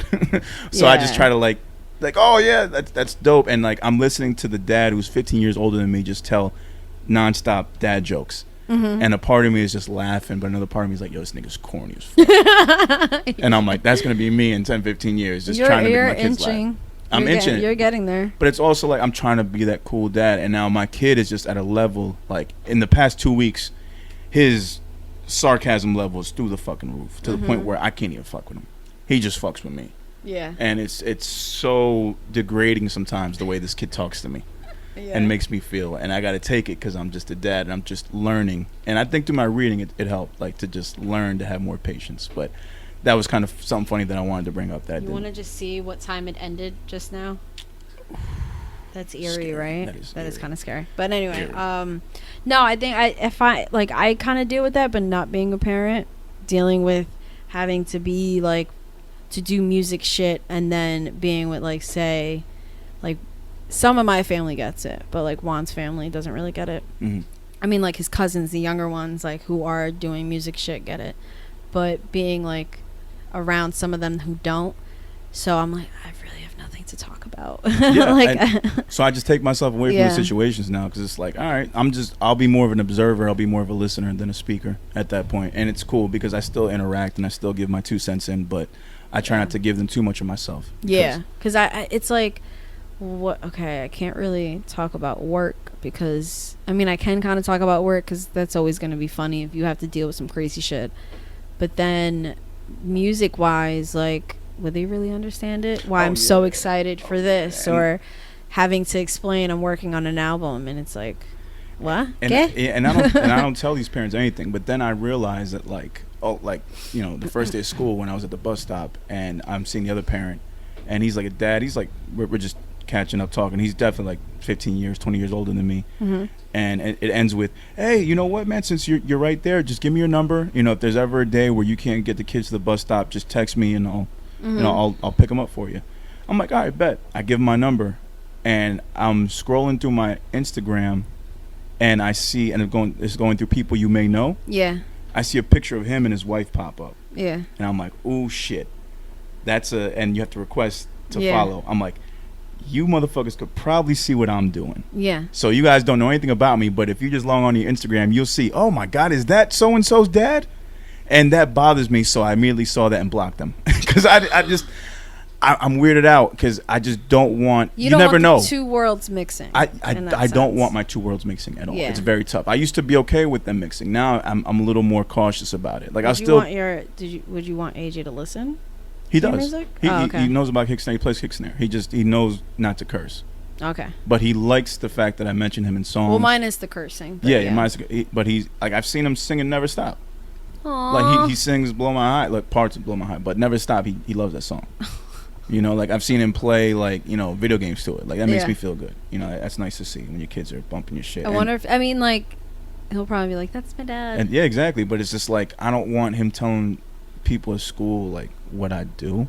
You know, it's weird. I don't want to be that guy that comes in the career day and it's like, oh, I make music. I do hip hop, and then kids are like, what's that? And, well, they don't know. I mean, but like, you never know. Like he might be like, oh, this is my. Yeah, I'm like, he's proud of it. Like he doesn't hide the fact, but he's also not telling people like, oh, my dad's a rapper. Yeah. Like, I mean, I'm much more than that, but still, It would be almost like when somebody asks Northwest, who's your favorite rapper, and she's like, Kanye West is my dad. Yeah. You're like, Kid Pro's my dad. That's crazy. Yeah, because I don't know. I don't know if my kid would be proud of it or if he'd be embarrassed. You never know nowadays. Well, no, not that. I think if he would only be embarrassed if you were like out there with it, but you're not. No, I'm not. And I think if I was in a position where I was in music, you're really not out there. I mean, you kind of are, but you're really not. Like you're very like to yourself sometimes, most of the time. Like this is really where you get to see who I am. Yeah. Like I'm giving you like this is me talking. Like people, if you really want to get to know me, you listen to the podcast. Yeah. You see the type of person I am, how I talk, what bothers me, what makes me laugh, and shit like that. So I think with other rappers around us, when they listen to us, like we're doing stuff that they won't do because I'm really putting myself out here every day. I mean, once a week. Yeah. Like where other rappers is like you don't really get to know much about them unless you see them. With me, it's like I'm putting myself out in the open. Yeah. Like this is me. This is what I deal with. This is what bothers me. Yeah. And I think that because I think this is where both worlds would kind of mix. Yeah. Where you get to talk about both. Like it would mix in the sense of here's Kid Pro talking about his kids and his family life. Yeah, it's Kid Pro and Paulo mixing up. That's how I see it. Yeah, it's Kid Pro and Paulo coming together, trying to battle this shit out, and trying to figure it all out. Yeah, I think that's what this podcast has been for me every week. It's been a nice long therapy session. And I appreciate that because it's like without that, I wouldn't know how I would get this stuff out. Yeah, it comes out in the rhymes, but I think a lot more detailed comes out in these episodes. Yeah, a lot more detailed stuff instead of like within bars and like metaphors and shit. Yeah, because there's only so much you could say, really. If it was just me speaking at shit. But now I found a way to do that, and I feel like it makes the rhyming a lot more easier to get done. Yeah, especially when you talk shit out or like you'll get an idea here and it's like, okay, or like you're there, like you're ready, you're about to, you're in your writing process and you're thinking back to like what you said on the pod. Yeah. That you were able to get your thought out, so now it's like, okay, now I understand it, now I have a different approach to the situation and, right. in bars. It's just the easier formula for me to get my thoughts out. Yeah. Yeah, nigga. That's what I fucking like to hear. That's good. That's actually a top tier. Yeah, a top tier thought. That was a top tier answer. And look at us. We're so much more than a lower tier. We climb in tiers in a matter of 2 hours. Oh, God. Were you ever wrong, buddy? I can't. Oh, God. All right. Well, we'll leave it at that, man. So, as always, Lyrical Fix Pod at the Lyrical Fix Pod on IG and Facebook. And you can find us on Twitter as well. Make sure to hear us on Apple, Audio Mac, Anchor, Spotify, YouTube. Make sure to like, rate, comment, subscribe. Give us those 5-star ratings. Keep us hot out on these podcast streets.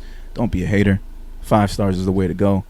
Don't be a dick and give us 4. Definitely don't give us 1. I know I got to stop, but I cannot stop. I will hound these motherfuckers. Oh Lord. No, I don't care. Too bad YouTube doesn't say. I know, right? I wish it would. Oh, that'd be great if we could, but whatever. It don't Apple fucking kind matter. of does. Apple kind of does, but it's always some fake fucking name. You cowards. Anyways. Shout out to Apple. Shout out to Apple for helping me fix that mess. We've been your wonderful, lovable quarantine host, Yeah. Kid Pro. Oh, and Sade, sorry, I was stretching. Oh, sorry. Thought you were about to do something. No, I had that moment. I was just You like, was like, yeah, it's right gotta do there. some That sensual stretch. voice. No, just Sade. Kid Pro. We'll catch y'all next week for episode 64. You already know what it is. Peace, peace. Peace.